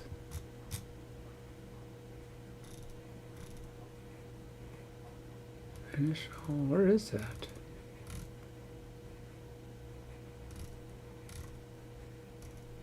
Is that? Oh, it's in the store. Never mind. Simulator store. Here we go. Get game session. Get game session retrieves the current game state from the database.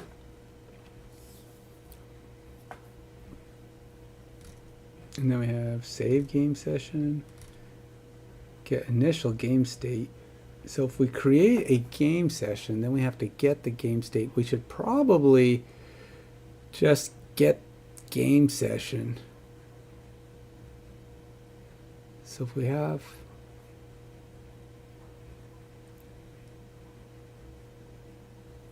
we can pass in the year. Try to find game state for a specific year. Year is greater than 0. And we're going to go get that. Get the game state with max year value. It's most current. And then we have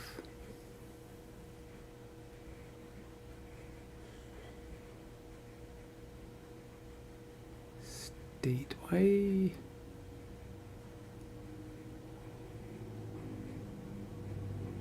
How's it decoding it into the state? Get the game state with max year value. Okay, so we're getting the latest game state.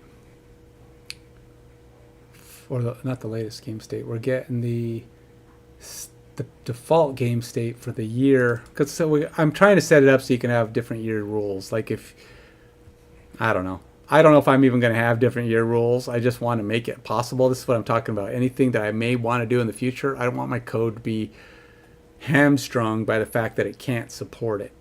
So that's why I'm saying just get the latest one, and if I ever make a different set of rules, I have the option to allow for that feature in the future. Or I can say, yeah, let's play by 2010 rules, or they didn't do this or that, or maybe the kickoffs were a little bit better. Because you never know, they may do something goofy like eliminate kickoffs. They keep talking about it. And one of these days, you know, people might say, I don't want to play by stupid eliminated kickoff rules. Let's play with 2025 rules. And so our players will have to do kickoffs.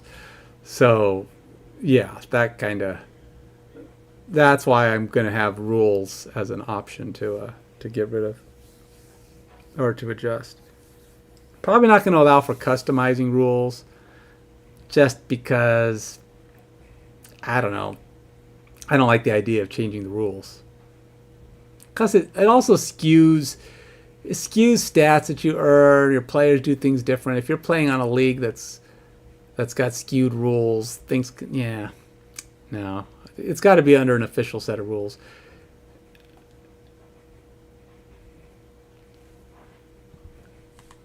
Although most of the head-to-heads and quick plays, they don't count anyway. It's not like stats you have. It's only your league that would be affected, but still,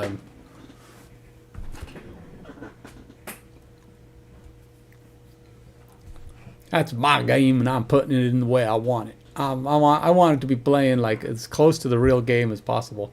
That's a big problem with a lot of the football games out there is they don't give you that full sensation of either managing a game or a team, or the game itself feels like it's lacking in something because they're changing things. A lot of these games out there, it's like have 2-minute quarters, like Retro Bowl. Or Madden. Like a lot of times you watch these guys on YouTube and they're playing 2-minute quarters, and they do that because they're destroying the other team. It's like if you can score 20-some points in 8 minutes every single time you play, there's something wrong with that game. That's not how football works. I guess it does allow for 15-minute quarters, but you're going to win by like 100 points. If you're scoring 20 points every 8 minutes.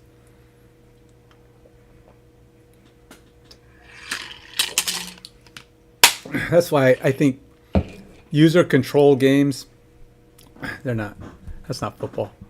It may look cool. It may look like football, but it's not football. So says me, the expert. Okay. I got it, you know. I know. Everybody else doesn't know nothing.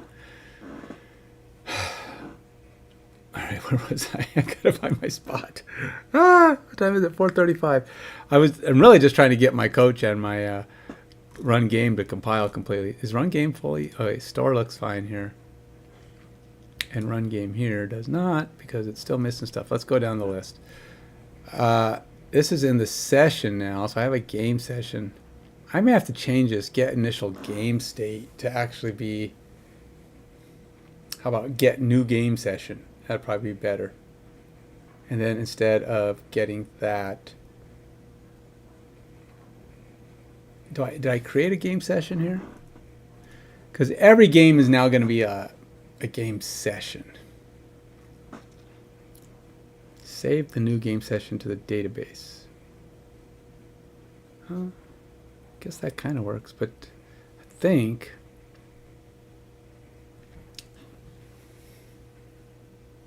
since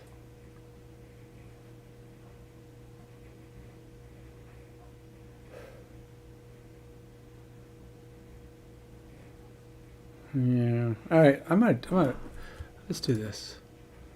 Let's go file save.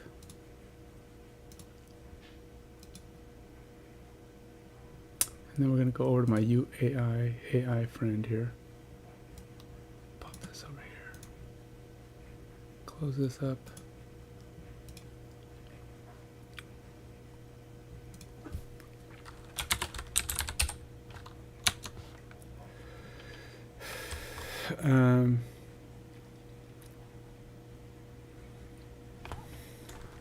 I am doing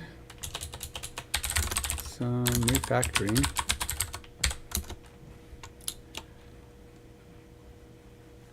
Non-changing values of a new game, of a simulated game will now be stored in the parent game session object. That includes things like the rules to be used and the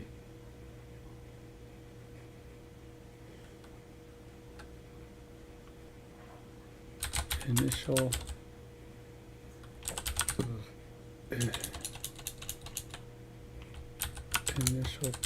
play clock time for game.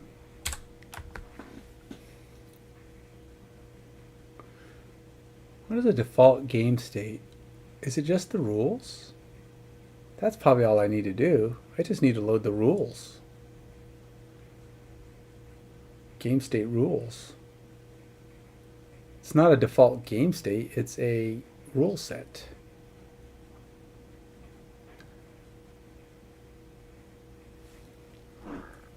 So that's what I should probably do.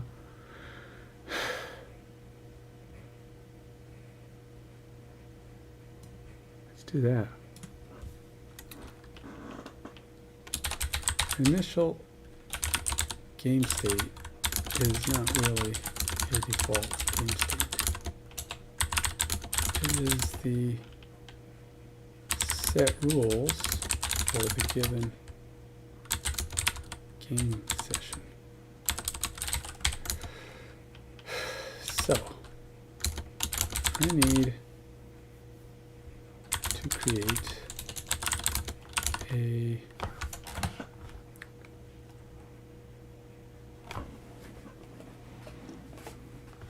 container with the defaults for a new game session game state based on the rules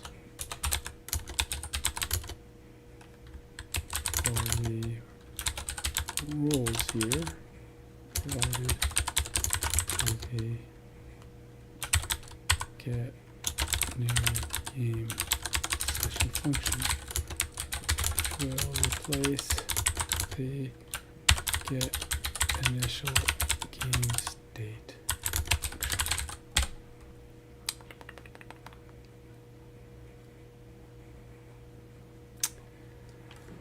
Also, do I have seed data? Game state seed. That's what this is. All right, so that's what my game state seed is. It's not really going to be. I don't see a point in having. Yeah, I don't think I want to call it game state. I'm going to call it something else. I'm going to call it game rule seed. So the game state dash seed dot JSON will be replaced by a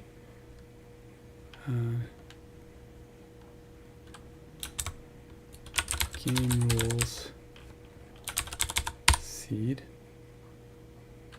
Game rules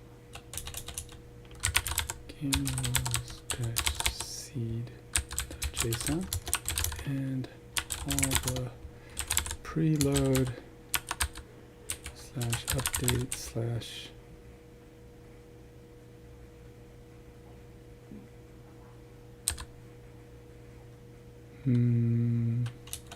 load update add functionality already built in the system will need to be replaced, referencing the game rules instead.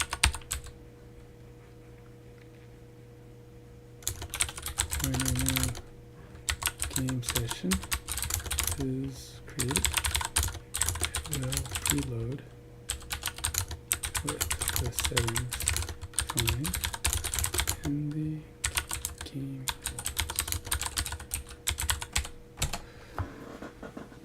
Okay, so this is a significant, it's semi-significant refactor. I just don't want to. So that's a pretty minor thing. So I just rename this. Rename. We'll call it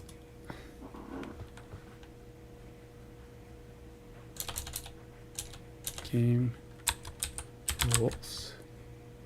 Change this guy up here to game rules. Hey FBL, how you doing? I do play Snap. I play Snap a lot. FBL, as a matter of fact, is a guy who keeps telling me he doesn't understand it. I play a lot of Snap though.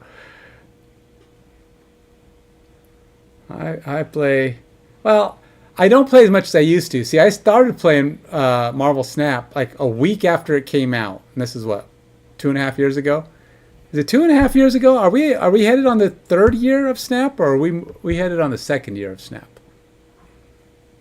So is October going to be the 2nd year anniversary or the 3rd year anniversary? I'm like almost 18,000. I'm pretty high. 17,008 or 900, something like that. So I'm not up to the, what is it? The original max, which is what, 22,000? Some guy hit it and he couldn't go any farther. Now I know they've raised it since then. Oh, you're still in the early stages. You're still getting cards all the time. Well, actually, I think that slows down after about 1,000, huh? Around 1,000 or 1,500. You don't get cards quite as frequently. But still, you're probably still doing pretty good with all the stuff. There's so many cards now.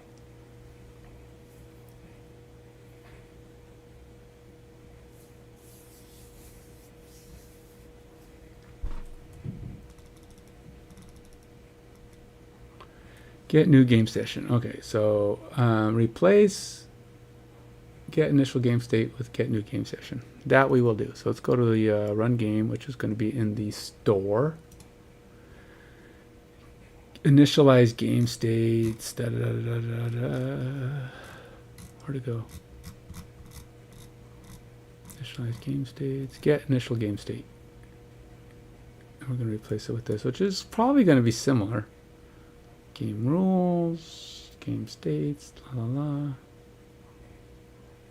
Create game session from rules. So we'll do that.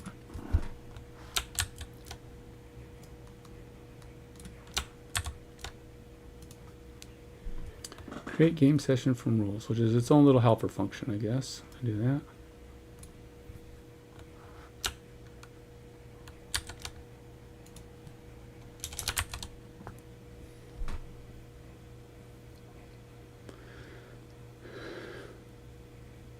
Yeah, I really like Marvel Snap. I think there are things that I don't like about it, and they have nothing to do with the gameplay itself. I think the gameplay is great. It's succinct. It's quick. It's got enough strategy. It's kind of fun to play with the different abilities and stuff that the cards have. There's still a problem with them continuing to make some kinds of decks stronger, and they don't. You know, it's like the developers, like, you could tell the developers really like discard decks, and they really like self-destruct, because that's where they seem to be putting a lot of their time. The self-destruct cards that kill themselves, eat themselves, and discard, right? You got Hela and cards that work with those, and they're just like everywhere. No, I don't buy cards. I'm a cheapskate. Actually, I'm also unemployed. I've been unemployed for like 10 months now, so I don't buy anything. But I have Lady Sif, and I have Thor. Oh, I don't have Venomized Thor. But Venomized Thor is not he's just Thor. But he's Venomized. You got the variant. But no, I don't buy bundles. I don't care. I'm not. The thing is, I think they're a lot more appealing to a new person, because I'm only missing like maybe 30 cards in the whole game. So for me, it's not I don't need. At one point, I was down to as low as only 12 cards, but since I don't buy cards and they've been releasing them a lot quicker, I'm getting kind of behind. But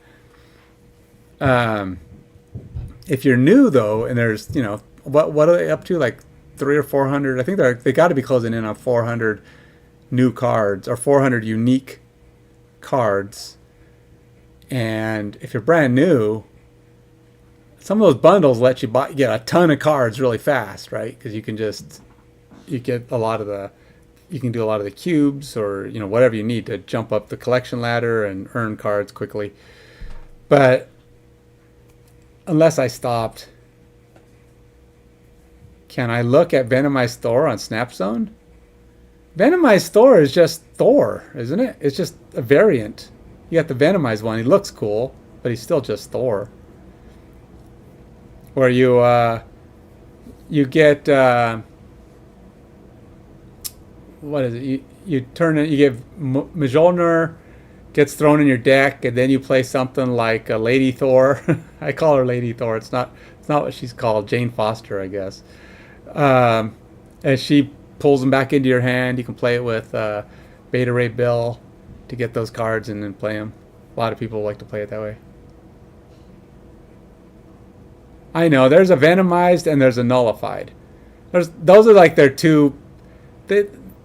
Those are two of the most popular ones, the Venomized and the Nullified, because people think they're really cool. They, you know, the demon-y kind of whatever look. They're both the two styles are very common as far as that goes, and they're always 1,200 gold to get them, or unless you get them in a package, and then when they come back around a year later, they're 2,400 gold. Which I've never paid 2,400 gold.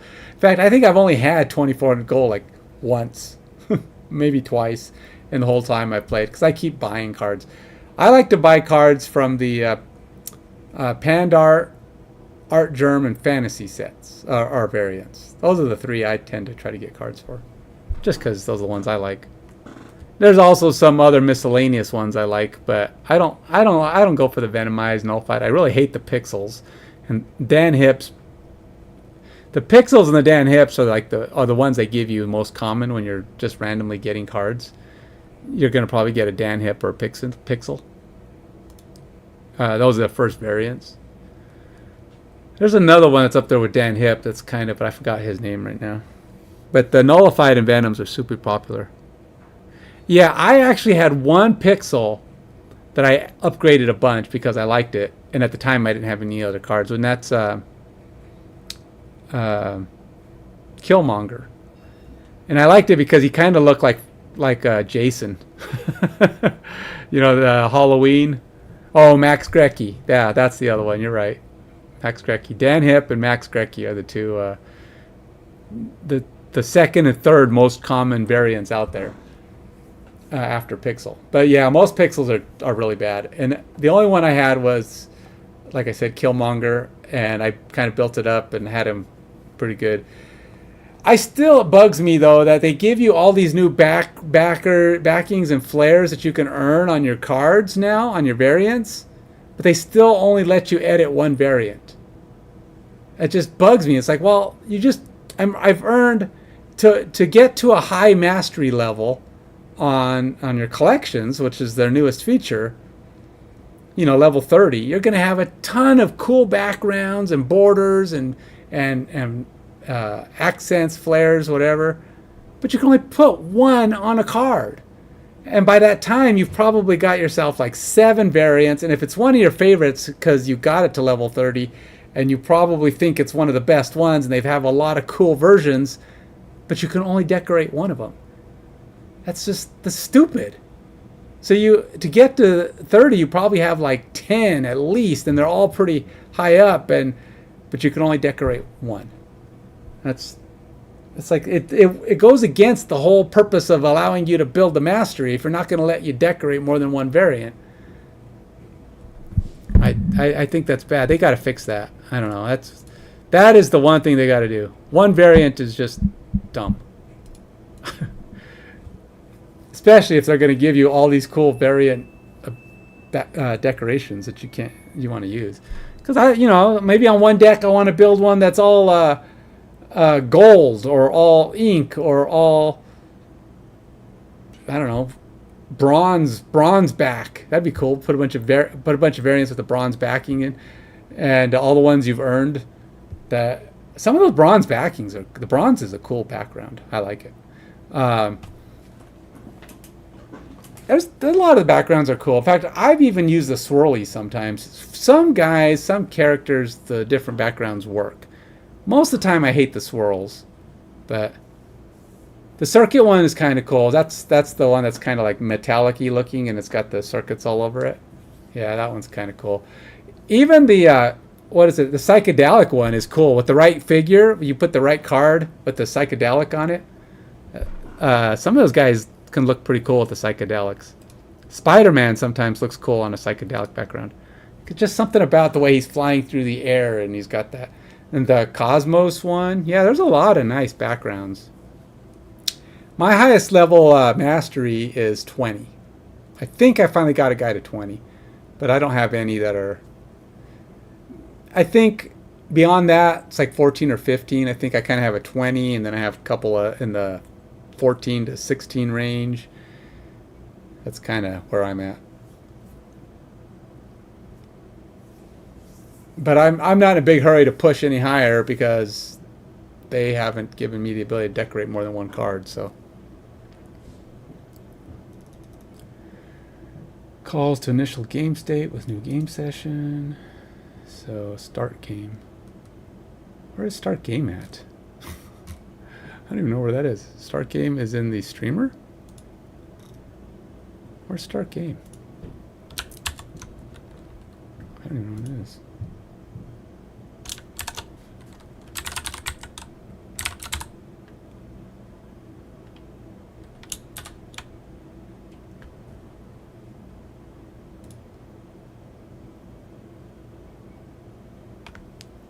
It's in the simulator.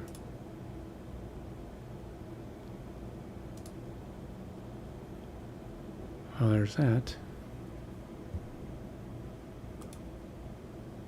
Oh, there it is. Oh, gRPC Go. That doesn't have it there, though. That one? No. Oh, probably not in this one. Let's go. It's probably not the proto. Or is that? So streamer and simulator both have it. I need more borders. In fact, lately I've been playing. My goal for a lot of these things, like the Alliance and even the what are they doing now? Max Voltage. And any of the ones that they do, any of those games that they're doing, the extra things, I try to earn up to get the whatever border they're trying to get. Unfortunately, I don't play enough to get all the way to the end of those. Man, see, that's one of the things I don't like about Snap right now is they make some stuff stupid hard to get. I mean, like, stupid hard to get. You would have to play so many freaking games to get Max Voltage up to, what is it, the top level thing where you can get the card? You'd have to play like 1,000 times. I just don't play that much. I could see if you're like, you know, a noob to the game, you just started and you're just addicted and you're just playing it constantly. Yeah, but that's just like, I think by forcing people to try to play to that stage, you're going to burn them out and you're going to lose people completely before you're going to, like, yeah, some people will just grind to get that card. But that they're going to be so burned out on playing. If you do that more than, you know, if you're doing that for more than a few months in a row and you're grinding the same game over, like, Max Voltage is okay, but it's, come on, 1,000 times? I mean, there's no real strategy to it. You never need to quit or run away. There's no risk. So you just play it out, get the points. But, you know, you're just going to get so worn out. You're going to be sick of looking at it. And the next time they play Max Voltage, you're going to be like, I don't even want to bother. I'm only going to play a little bit. So you're going to burn your player base out. Yeah. Is it easy though? I'm not saying it has to be easy. I'm just saying, what is it? How many do you have to get? Like 5,000 or 10,000 to get that last card, which is kind of cool, I guess. It's actually a different card. You're actually getting a new card, which is really weird. They don't usually let you earn cards that way. Usually it's like you get variants. Oh, 20,000. Oh my gosh. Oh God. That's not just hard. That's stupid. I can't imagine playing that much. There's people who, I guess a streamer who's just playing all day long, all the time, grinds for 20,000. I'm struggling to get to the 3,500. And there's only 5 days left on it because they only do it for like 2 weeks. So it's taking me, I'm up to 2,500. I need to get like 1,000 more just to get to the 3,500 to get the border because I want the border. I would love to get to the, what's the next one? 4,000 or 5,000 later. You can get the 1,000 credits, but it's like, screw that, man. I'm not playing that much. That's the, is that the first variant?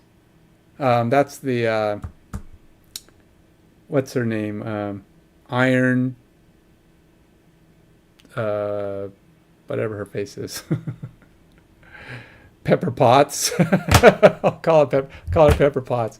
Ironheart. That's right. Yeah. Do you have Ironheart? The basic version. See, I have the basic version. Oh, okay. So you do. I'm not that impressed with that variant. I mean, it's okay, but I would much rather have the next card, which is at 20,000. But I don't want to push so hard.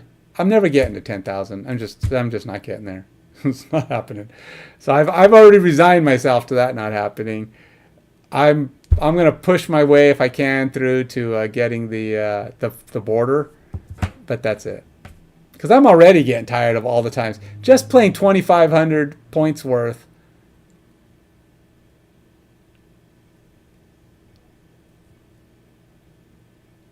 Yeah, I don't know where I don't know which ones are in what. You're talking about the level of the cards. Yeah, I don't know.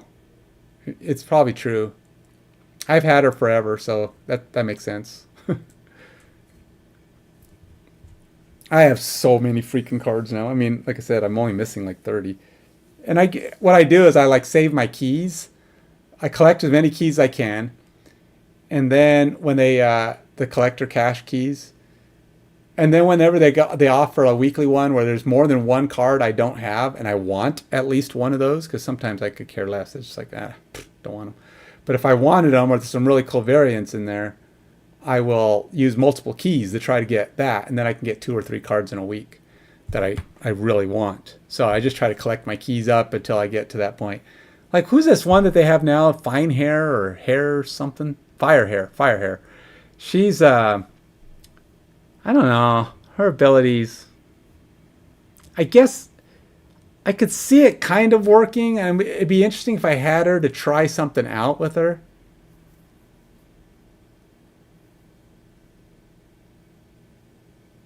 You know, do I have Cassandra Nova?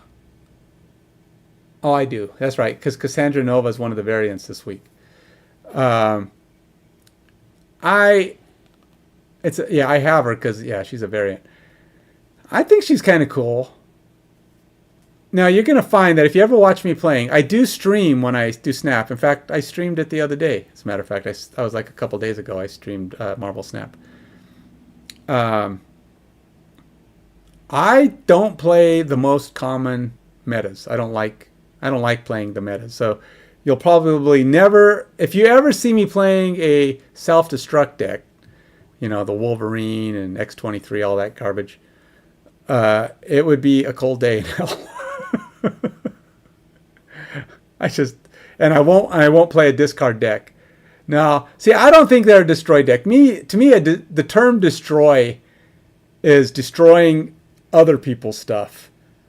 I call them self-destruct decks. I know everybody calls them destroy decks, but I call them self-destruct decks because you're destroying your own cards. You're not destroying other people. I have a destroy deck, and my deck, it destroys other people's cards. It's a destroy deck. I destroy them. I don't destroy me. I think it's silly to destroy your own cards. Besides, it's different. It's more fun because not everybody's playing it. So I try to build decks that are built like things nobody else builds. I try to make them. I won't say nobody else. There's thousands of people playing, but I'm on the low end of the commonality scale. And if everybody's playing a card, it's like it's the card. Everybody's got it. I'll take it out of my deck. I won't play with it. I do. I like Negasonic Teenage Warhead. She's cool. It's funny. She's one of those cards that people forget about. So she's really good against, or she's really terrible against some decks, like self-destruct decks. They love to see Negasonic, right? Woohoo, look, I could throw her down and she'll blow my stuff up for me. So you got to be real careful. You can't play her until like turn 6. And even then, they still figure out a way to drop, a Deadpool on her or something. But no, I really like her. She's great against, I've seen a lot of people who don't realize that when they drop a Magneto down and pull her over to him, she'll kill him. My Negasonic has killed Magneto, I don't know, umpteen gajillion times. I probably destroyed me probably 20 or 30, probably more than that. I'd probably say maybe 75 different Magnetos. People will constantly go, oh, let's pull all these 3s over, and I'll put him down over here where he's safe from her explosion. That's not how it works. She pulls him over and she goes boom, and Magneto's dead. And now you own that spot. And usually it's at the spot, he's trying to come in and win an area or something like that, and he just ends up giving you the other spot. I'm like, okay, well, fine, I'll take that spot. It don't matter. And I usually, I like Magneto. I have a really cool Magneto. It looks like an art drawing one, like an inked kind of, except it's real light colored. And I've been trying to get the inked version of it forever, because I want to see what an inked version of a sketch drawing looks like. So I have a sketched version of Magneto, and I've upgraded him, I don't know, 10 times at least, and I still can't get the inked one. I don't even know if I've gotten the gold one yet. I keep getting the garbage ones. And now with the masteries, it's even harder to get an inked or a gold one, because now you can get any of the other things. So at level 20, Lady Death. Oh, Death? Is she called Lady Death? I guess I never really noticed. I know there's Deathstroke, and there's I thought Death was just Death. Oh, okay, it is just Death. Okay. Oh, I have a really nice one. I think I have I like Death. I think she's panned art, the one I have. The one I've been upgrading, but I've got her inked and gold. Oh, is she called Lady Death in the comics? She might be Lady Death in the game. I just never really pay attention to subtitles, where they have a little tiny title at the top. It's kind of like that 20,000 volts card. I think, what is he, a Thor? Or I forgot what he is. He's something but it's got tiny little title. It says this is the 2099 version of the card, and it's got different abilities.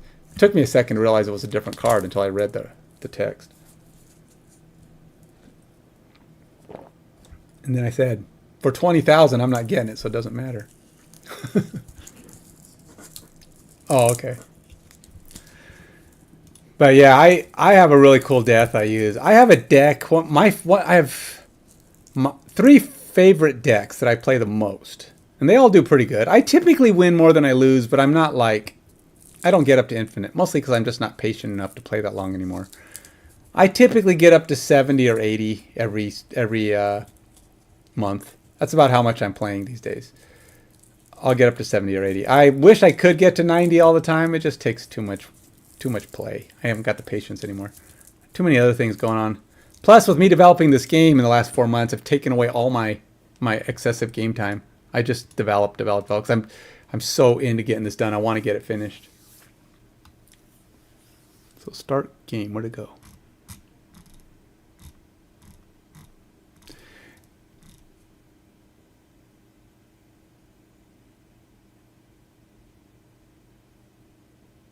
Right, yeah. Hey, Nintendo, how you doing, man? What's the latest?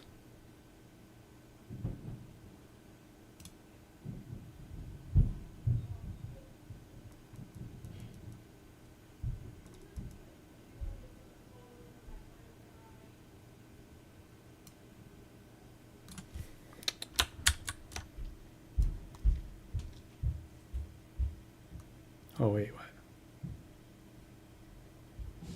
Okay.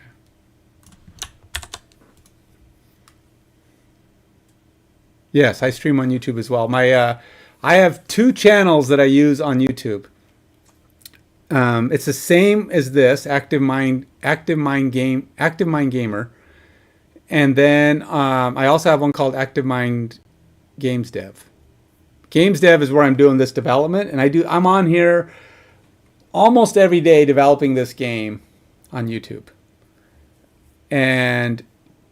But on the weekends, I'm typically on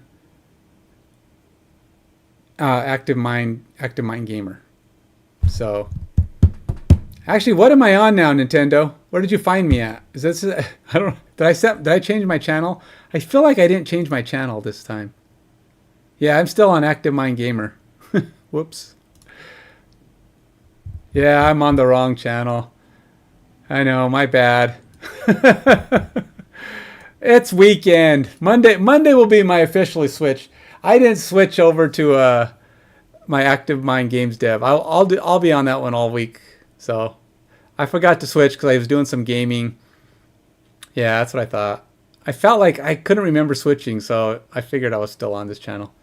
Maybe I'll grab a couple more of my Active Mind Gamer people on YouTube and say, hey, come over to Active Mind Games Dev to watch me do some more development during the week.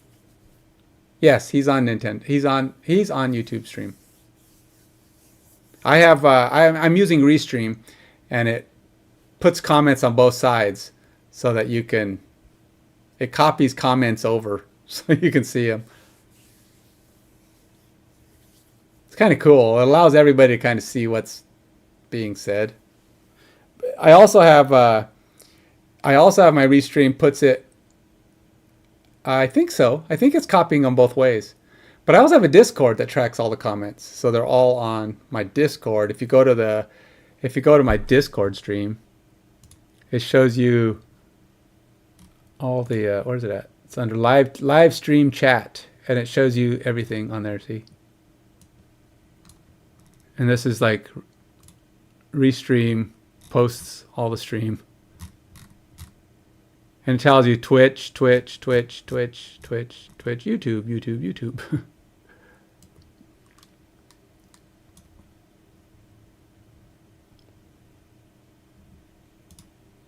But yeah, my Restream is synchronizing the streams so that everybody can see everybody. I'm pretty sure anyway. All right, back to this thing. Okay, so update initialization logic. Function. Initialize game states, function to load game rules seed instead of, okay, so initialize game states. Let's go, where is that? Initialize game states. This one. All right.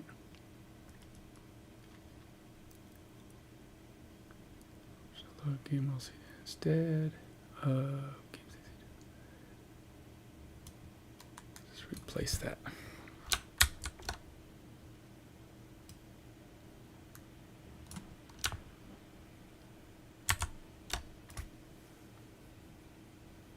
Bored? No, dude, I can't get bored talking to people. I'm in the wrong hobby. If you're gonna be doing oh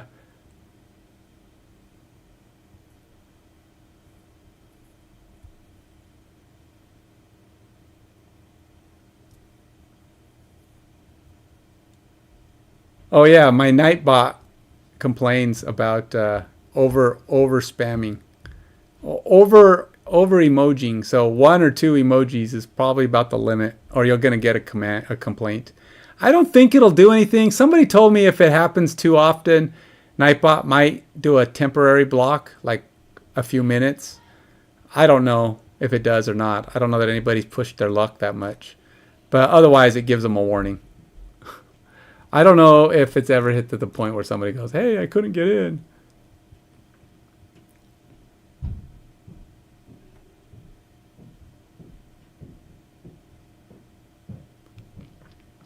Do I have this anymore?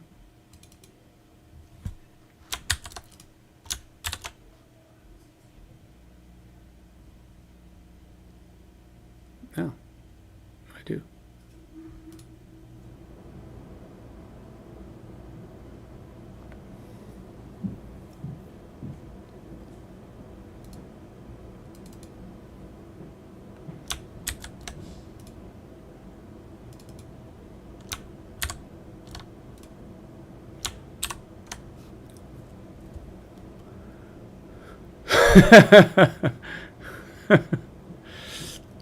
I'm sure Nightbot's real worried about that. Electronic, hey, it's a image of an emoji going crazy on the Nightbot. The next comment from Nightbot will be, whoa, hold on there. Let's not get taking it too sensitive. All right, what do we got? Update any existing tests to reflect the new. I don't think I have any.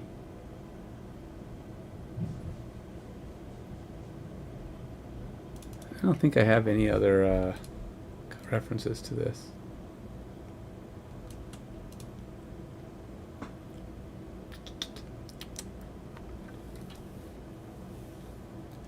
All right, update initialize game session with game rules.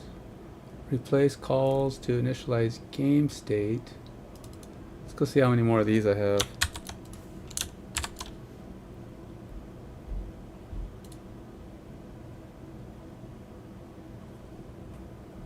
Initialize.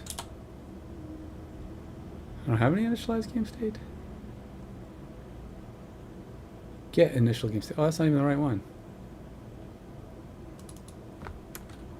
Get initial game state. Aha.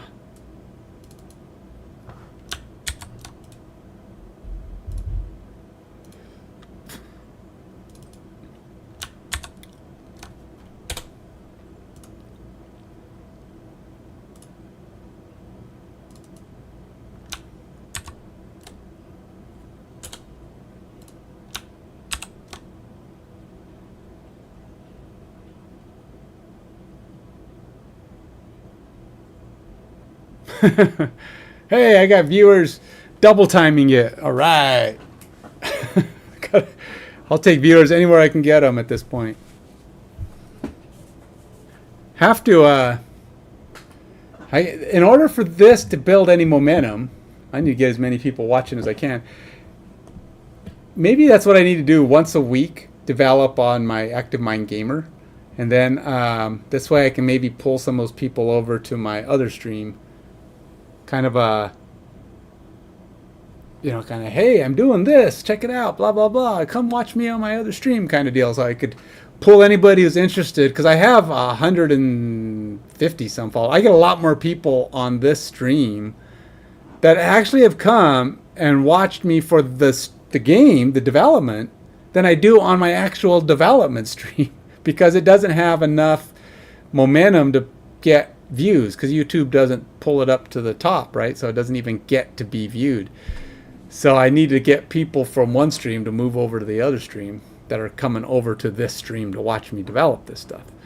So maybe I need to start doing that. Like, maybe I need to make a habit of, like, Sunday development happens on this channel, or once a week, maybe every other week I'll go Sunday, Monday, Tuesday, Wednesday, and just kind of move down, get one day of every day developed on this channel, just so that I can get some people to move over to my other channel. Anybody who wants to watch me do this stuff. But I, just so that I can have some way to get people to move. Just move over to the other channel, man. That's where all the good stuff's taking place. You gotta come over there and watch me do my magic. Then again, if everybody comes over there and talks to me, I won't get any magic done. But that's okay. That's why I work offline sometimes. I can get stuff done then. All right, what did I fix? What did I break? I did the revamp, but now I got to see what's broken.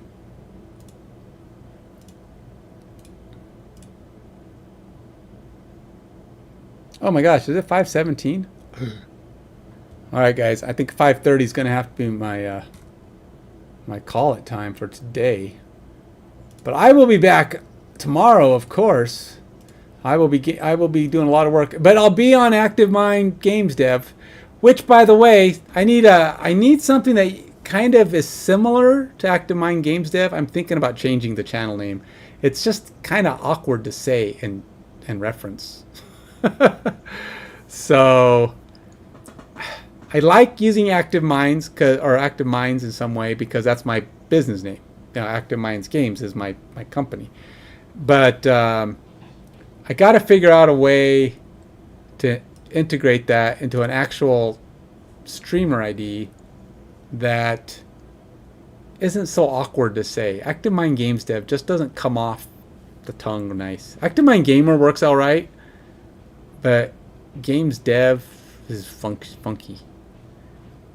And I want to use it for developing any game. Right now it's just this game. But if I'm developing on one of my board games and I want to do some work on there, if I'm working on a different video game in the future, I want it to be something I can be kind of cool. But I can call it something like AM Game Devlog. That's too long. See? Dev game. It's game related, so it's got to be game something. If I say AMG Devlog? No. It doesn't say gamer. No. AM Gamer Devlog? Maybe AM Gamer Devlog. Does that work better? AM Gamer Devlog. because it is development. It's developing anything. It's got the term game in it. And AM being the Active Minds, AM Gamer Devlog. It's easier to say. It rolls off the tongue better. AM Gamer Devlog seems a little easier than Active Mind Games Dev, which I always have to. I hesitate because I'm like, Active Mind Games Dev just feels like there's too many conflicting hard consonants, hard sounds out of the word. But AM Games Devlog, or AM Gamer Devlog, that does kind of link me to this. AM Gamer Devlog. That could work. That feels easier to say, not as complicated. And of course, that only matters to people on YouTube, because I only have one channel on Twitch. So you're okay, Minty Clips. It won't matter to you.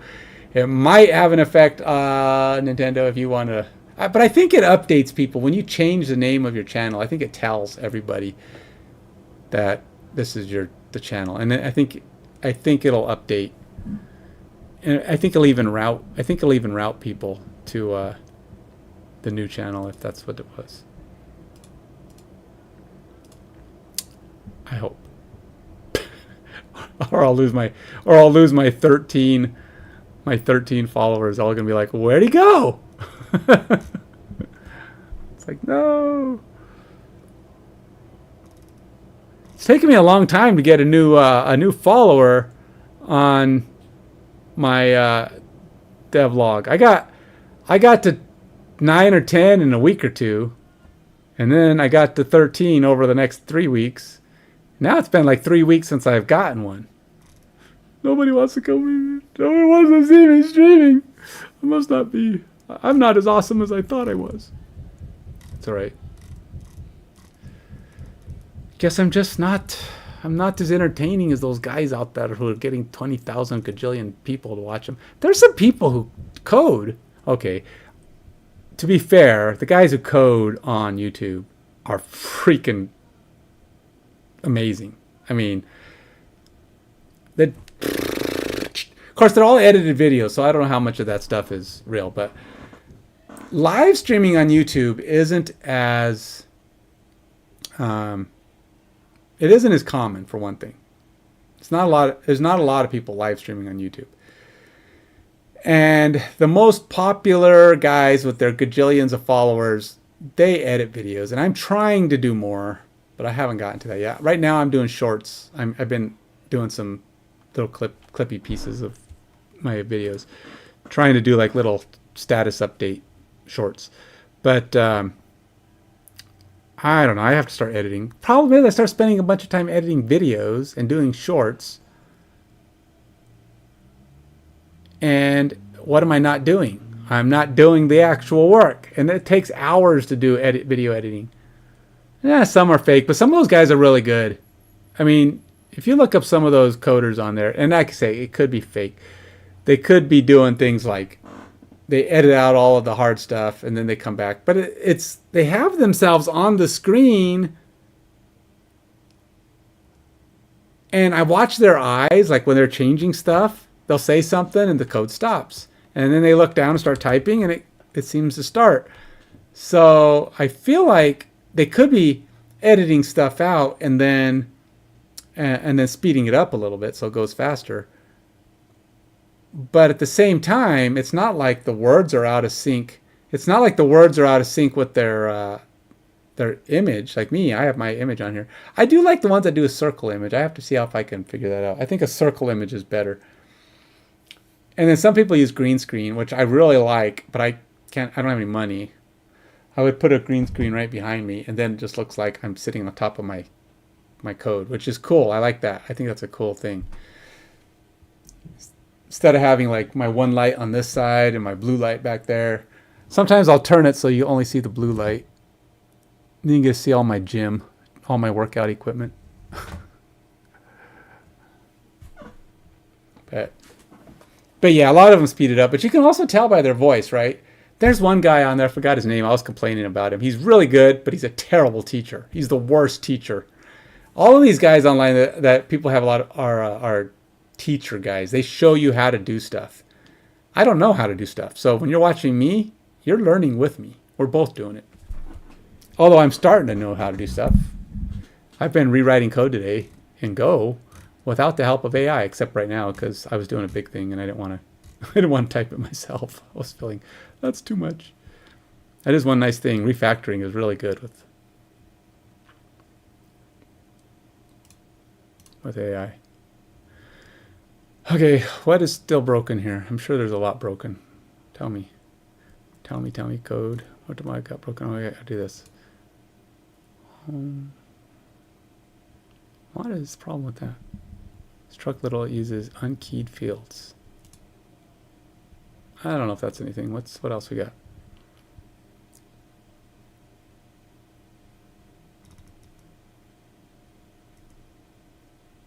Let's go back to my run game.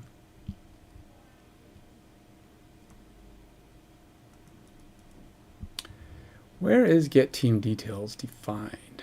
That one is coming from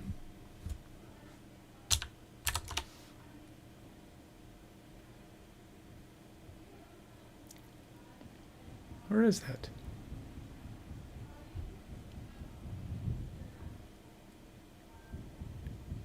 You sure it's broken? I assume that's broken, right? Yeah, I'm sure it's broken. What are you saying? I can tell it's broken because it's got the little error.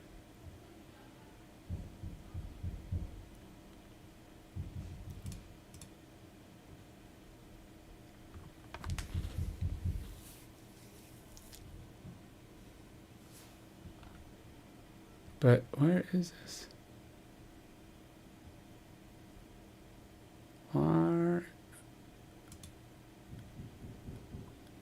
Get team 2 details. Where? Set of teams. Where is that?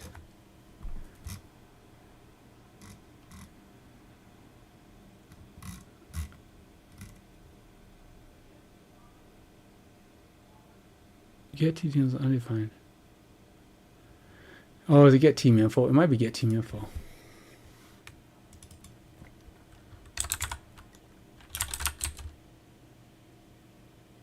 Team ID. Info, there it is, yeah. Why did I change its name? I don't know. Where is this? Streamer.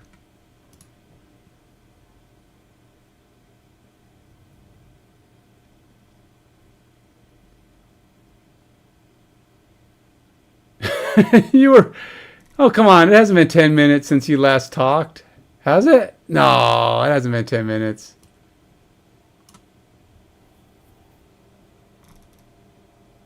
Really? Wow. When did... Oh, it didn't like your octopus. I didn't even think of that as a emoji thing. That's 1, 2, 3, 4, 5. Oh. That's 6 different emojis.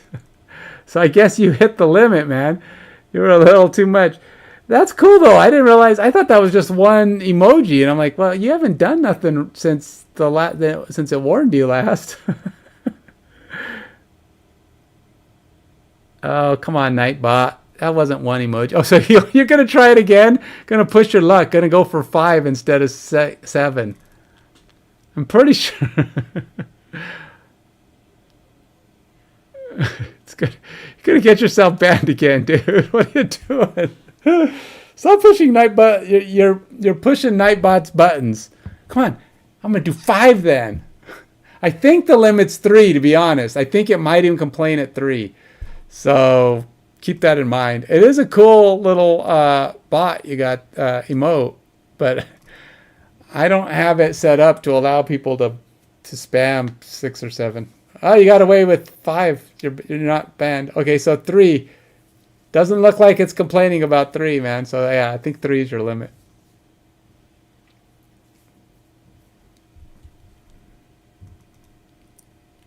But that, you are missing his 2 little wavy parts of his legs, but still looks like an octopus.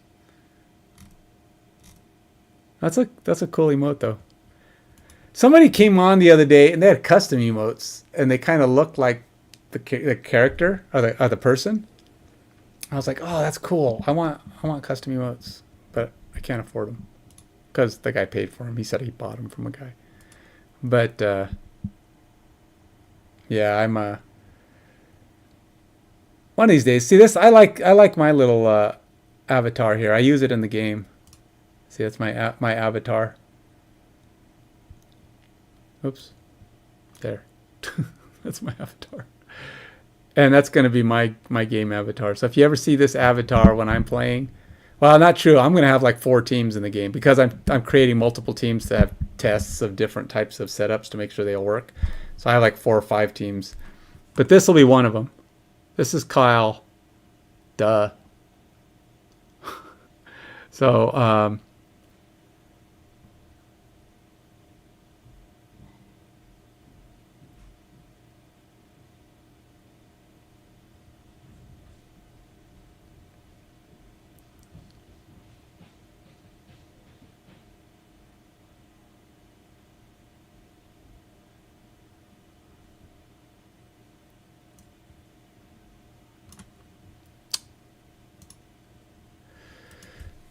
let's see here. What do we got here? What's my situation? Nobody, nothing. All right, I'm gonna go a little longer. I don't know how much longer, but I feel like a little longer is okay. Maybe I'll go to 6. I know it's a long time. I've been trying to figure out how to set up my programming streams to be a little bit more succinct, a little bit more bite size. 3, 4, 5 hour streams don't work. If nobody watches a 3, 4, 5 hour stream. I mean, unless you're just here chatting with me. But I mean, if I want people to want to come around and look at something, I think I need to figure out how to get them down. What I'm finding is if people are at all interested in what you're doing, 20 minutes. 20-minute streams, that's all people want to watch in post. Maximum. If it's an interesting thing, they typically want it over in 20 minutes. So that's what I need to do. I need to take some of my streams and just knock them down into 20-minute consumable chunks. Yeah, you've been here a while. But I'm just saying, but you're watching on a live stream, right? Because on a live stream, it's a little bit different because there's some interaction. But in recorded streams, like for YouTube, 20 minutes is kind of like the max most people have the stomach for. Unless you're watching Critical Role or something and they have like 4-hour streams that they watch. But I don't even watch them, right? When you have them that long, I just put them in the background and listen. I just don't do anything. But I don't even watch Critical Role that much, but I do kind of.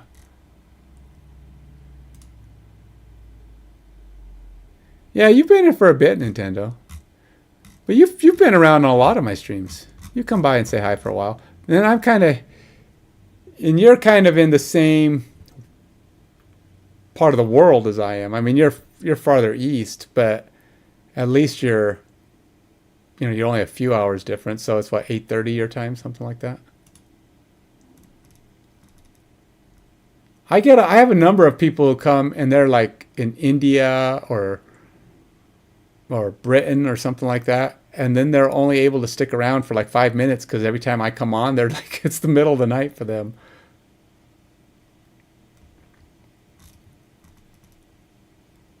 Oh, so you're only 2 hours ahead of me. For some reason I thought you were all the way east, but you're in Ohio, right? Oh, for you, Minty Clips. Oh, sorry. I was getting you mixed up. So 7:30. So you're in the Mountain Time Zone? So you're somewhere between what, Oklahoma and somewhere further east. Central. Oh, Central. Oh, okay. So Mountain is Colorado and Montana. And then Central. And then Eastern. Or whatever. Yeah, I don't know what Eastern time zone is. Is that Atlantic? Or what do they call that time zone? I don't know what that's called. And then I'm in the Pacific time zone. Pacific, Mountain, Central. But sure, yeah, you're in the Oklahoma, Chicago, New Orleans time zone, right? Louisiana, I guess. Not Chicago. It's like I'm naming states and cities. Oklahoma, Illinois, Louisiana, I think are all like Central Time. And I think Texas is also Central Time. I want to say it's further over. It might be half and half. It might be part in Central, part in Mountain. I don't know. States usually pick an entire time zone, though, I think.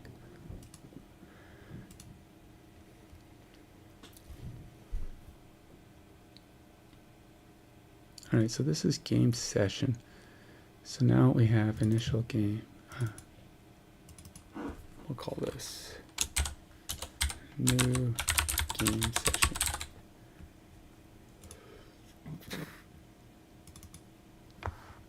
And we will we'll go here and we will say, and I think my game session has a game ID. It does, okay, so it's the ID. Nope, go away.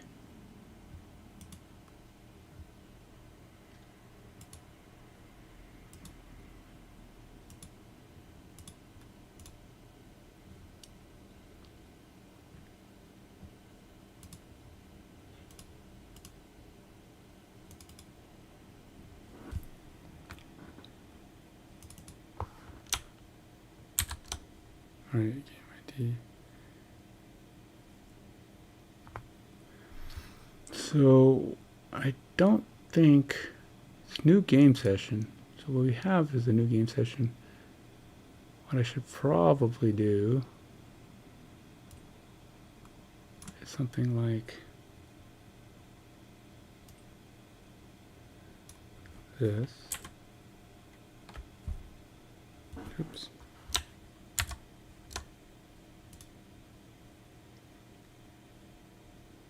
Does that work? Nope, doesn't look like it's going to like me doing this. Does the new game session functionality, is that getting a new ID for this? Probably is already.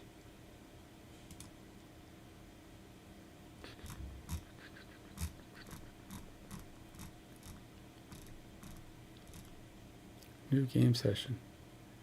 Var game rules, try to find rules for specific year.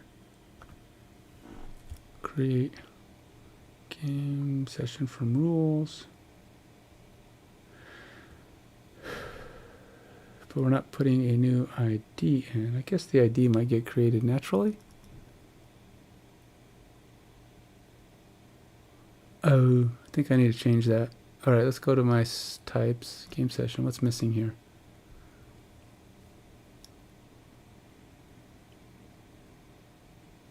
Florida. Some parts of Florida, but you're eastern though, right? You're not central.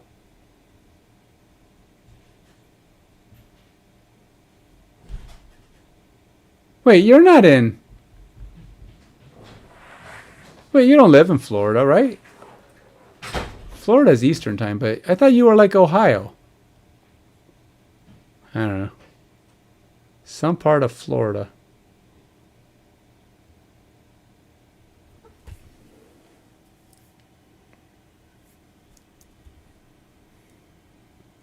Okay, so that's not.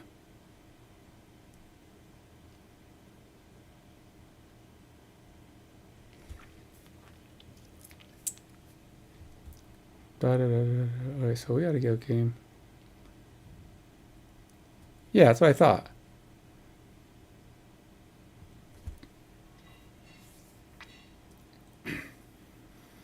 Somebody's making some pretty good smelling food upstairs, whatever that is. I'll be doing that in a few minutes. go until food's done. Whatever my wife's mucking up, working up there. I'll be gonna go enjoy some of that.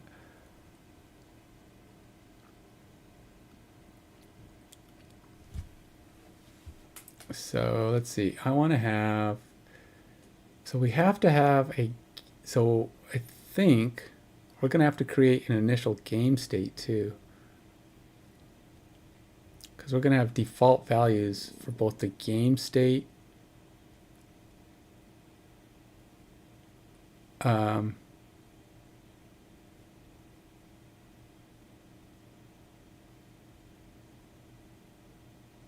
rules.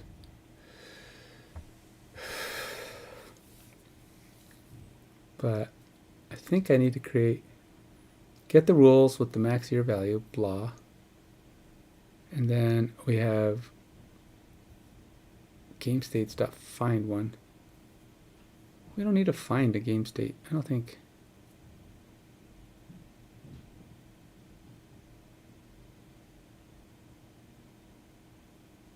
Options, find one. Here, set sort. Oh, yeah, this is probably the bad name for this. It's not game states. It's probably like rule sets.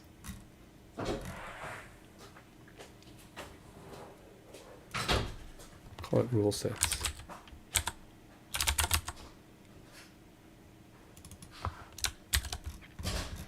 And then this should be down here.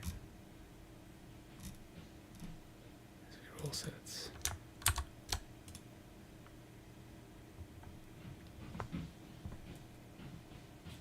I'm taking. Oh, you're talking about Central Time. Central Time's not in Florida. There's no Central Time in Florida, is it? Does it really reach out to Florida? Maybe in the handle. That would be the little piece of Florida that goes out underneath Atlanta. But I can't think. Does it really go that far east? Kind of thought Central would stop because if Ohio is Eastern Time, I don't think Central. I guess if you're looking at a map, I can't argue. I don't know. So what's new this evening? Hey, where does Central Time extend into Florida? Yep, the western part of the Florida Panhandle, including cities like Pensacola, falls in the Central Time Zone. The rest of Florida is in the Eastern Time Zone. Okay, that's what I thought. So you're right. Never mind. See, I should have known you were cheating and looking at a map. That you really know your time zones. Either that or you've traveled to Florida enough to know that it has that. That's because usually states try to. The Panhandle was the only part I could think of, and that's what that said. It said it was the Panhandle.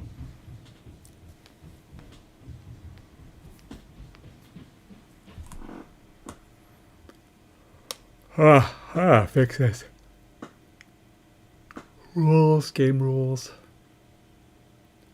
I think this is supposed to be rule sets.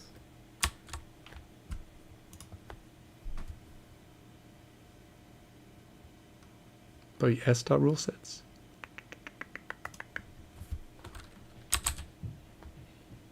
No? Guess not. Well, what the heck is it, kid? Didn't I just say? Did I name it wrong? Game states, new store. Where am I at? Simulator. I might need game states here too. Probably don't need to get rid of that. Game states. Probably need both because I have features that are going to use both.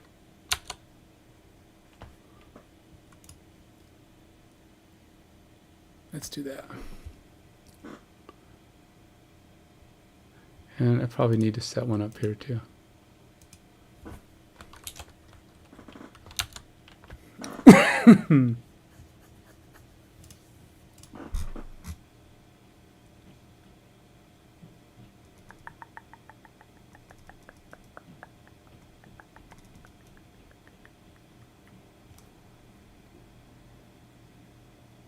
Parse the seed data.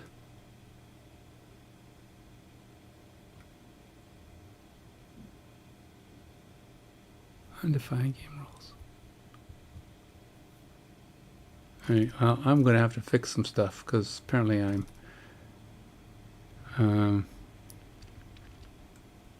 so So the rule sets are going to have values that work for both the game session and the game state. So let's change this here.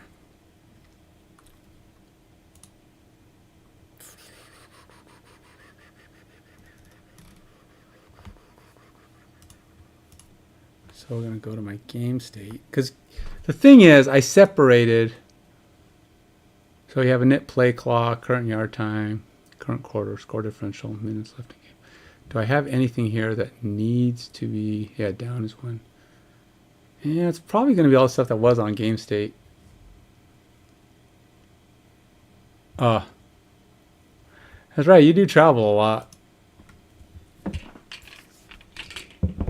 Well, travel more than I do. I used to travel a lot. When I was selling the Mage Cage and the X-Case out, I had to go to a bunch of conventions. I went to Gen Con a number of times. I went to Origins a couple of times.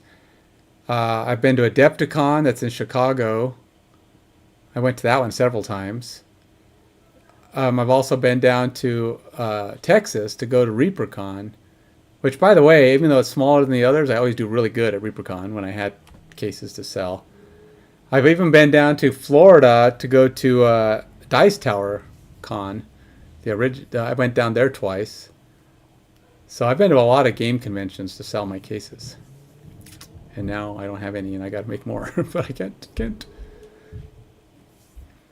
I've also been to Gamma, which is in Vegas, multiple times. I've been to Dice Tower West twice, I think, now in Vegas. I went to Gen Con West Coast. I've been to several of the Comic-Con. I went to San Diego Comic-Con. Of course, I live in Washington, so I've been to Emerald City once, but I don't think I think I've only taken my cases there once or twice. I think I was there as just a visitor before other times.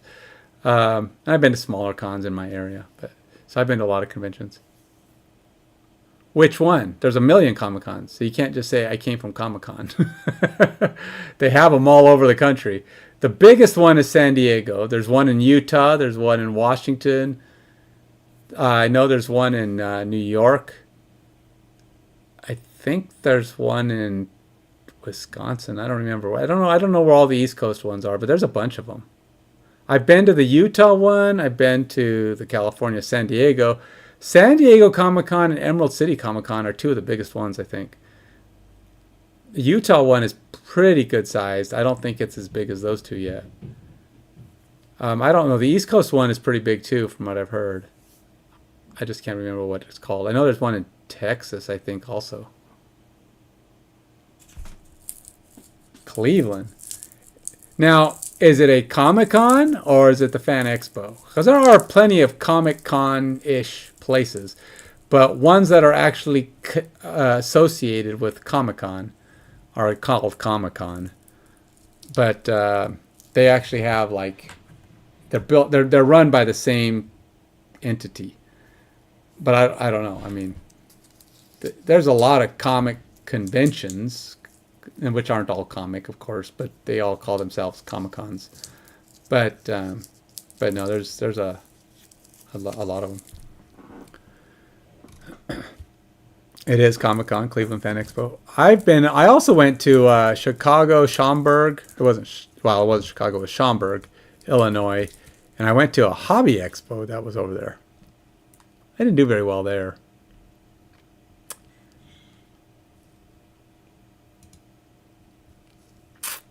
All right, so I need to add, I think, another thing to my my new game session here, because so can I just say I want to set values on this. How do I do that? How do I set to the pointer? Can I do this?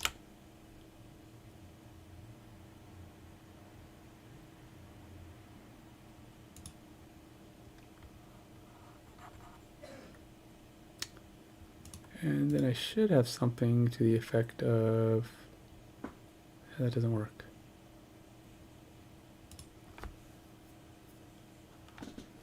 So it might not have, it's going to have the initial game state. All right, so I got to,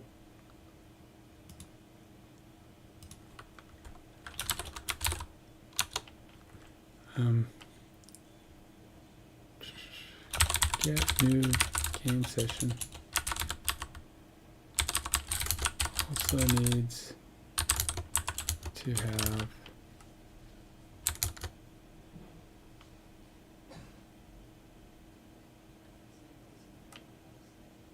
let's run game.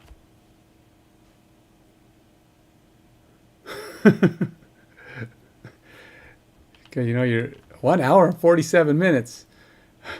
Where's he at? He's following me. I know it. I'm being followed. He's been following you for 1 hour and 47 minutes, and you didn't even know. It's like,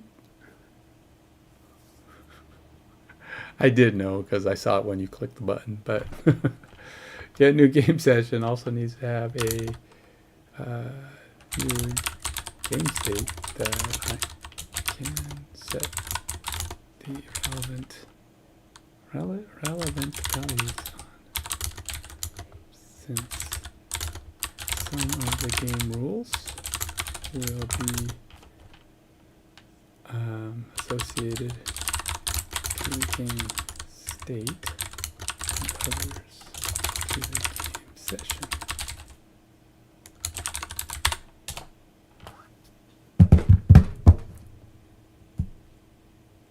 So in my play, what did we do today? This Friday. There is, I was kind of let down. So Copilot's really cool, right? I told you, I've been telling you how that, if you were watching me on Friday, I was getting all geeked out over the new Copilot voice, because I think it sounds really good. And I go, hey, can you run lines with me on my play? He says, sure, I can do that. Just copy your script up. Well, guess what? You can't copy your script up. So Copilot doesn't know that he doesn't have any way to copy your stuff to him. Because if you copy your script beforehand, he says, I can't read any documents or anything. But if you put it here in the chat, and I'm like, I did put it in the chat. So, but there's no way to put it in the chat while you're talking to him because there is no chat window. It's just talking. So he can't run lines with you. I thought that would have been really cool. But then I looked online. There's a couple places that supposedly do it. But one of them, you have to say the lines on all parts. I'm like, that's not running your lines with you. That's you reading the script. It's like, that don't do me any good. But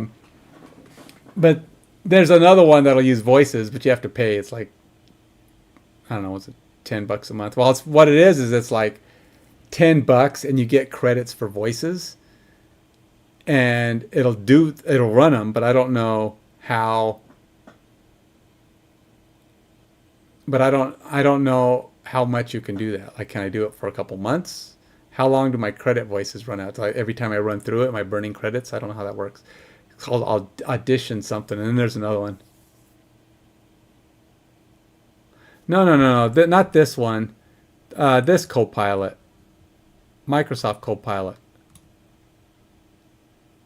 See, this one, when you click on voice, you can have a voice conversation with him. But no, I can do stuff on here, but that's not cool. I mean, it works. I've done the voice on it a few times, and it works pretty good. But you have to have shorter things, because if you're having a long descriptive thing, you're going to pause at some point, and it'll cut you off. But I do use the voice on Copilot here. But I'm talking about this Copilot using voice here. It's so cool. I mean, the voice talks to you so clearly, and like you literally think you're talking to another person. And it's just like, you would not know that it was. You think there's somebody on the other side just sitting there waiting for you to come along and go click. That's how realistic it sounds.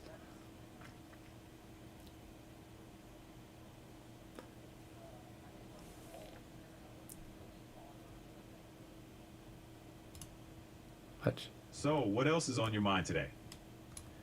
Hey, give me some ideas on how I can build up my YouTube channel that's basically centered around coding.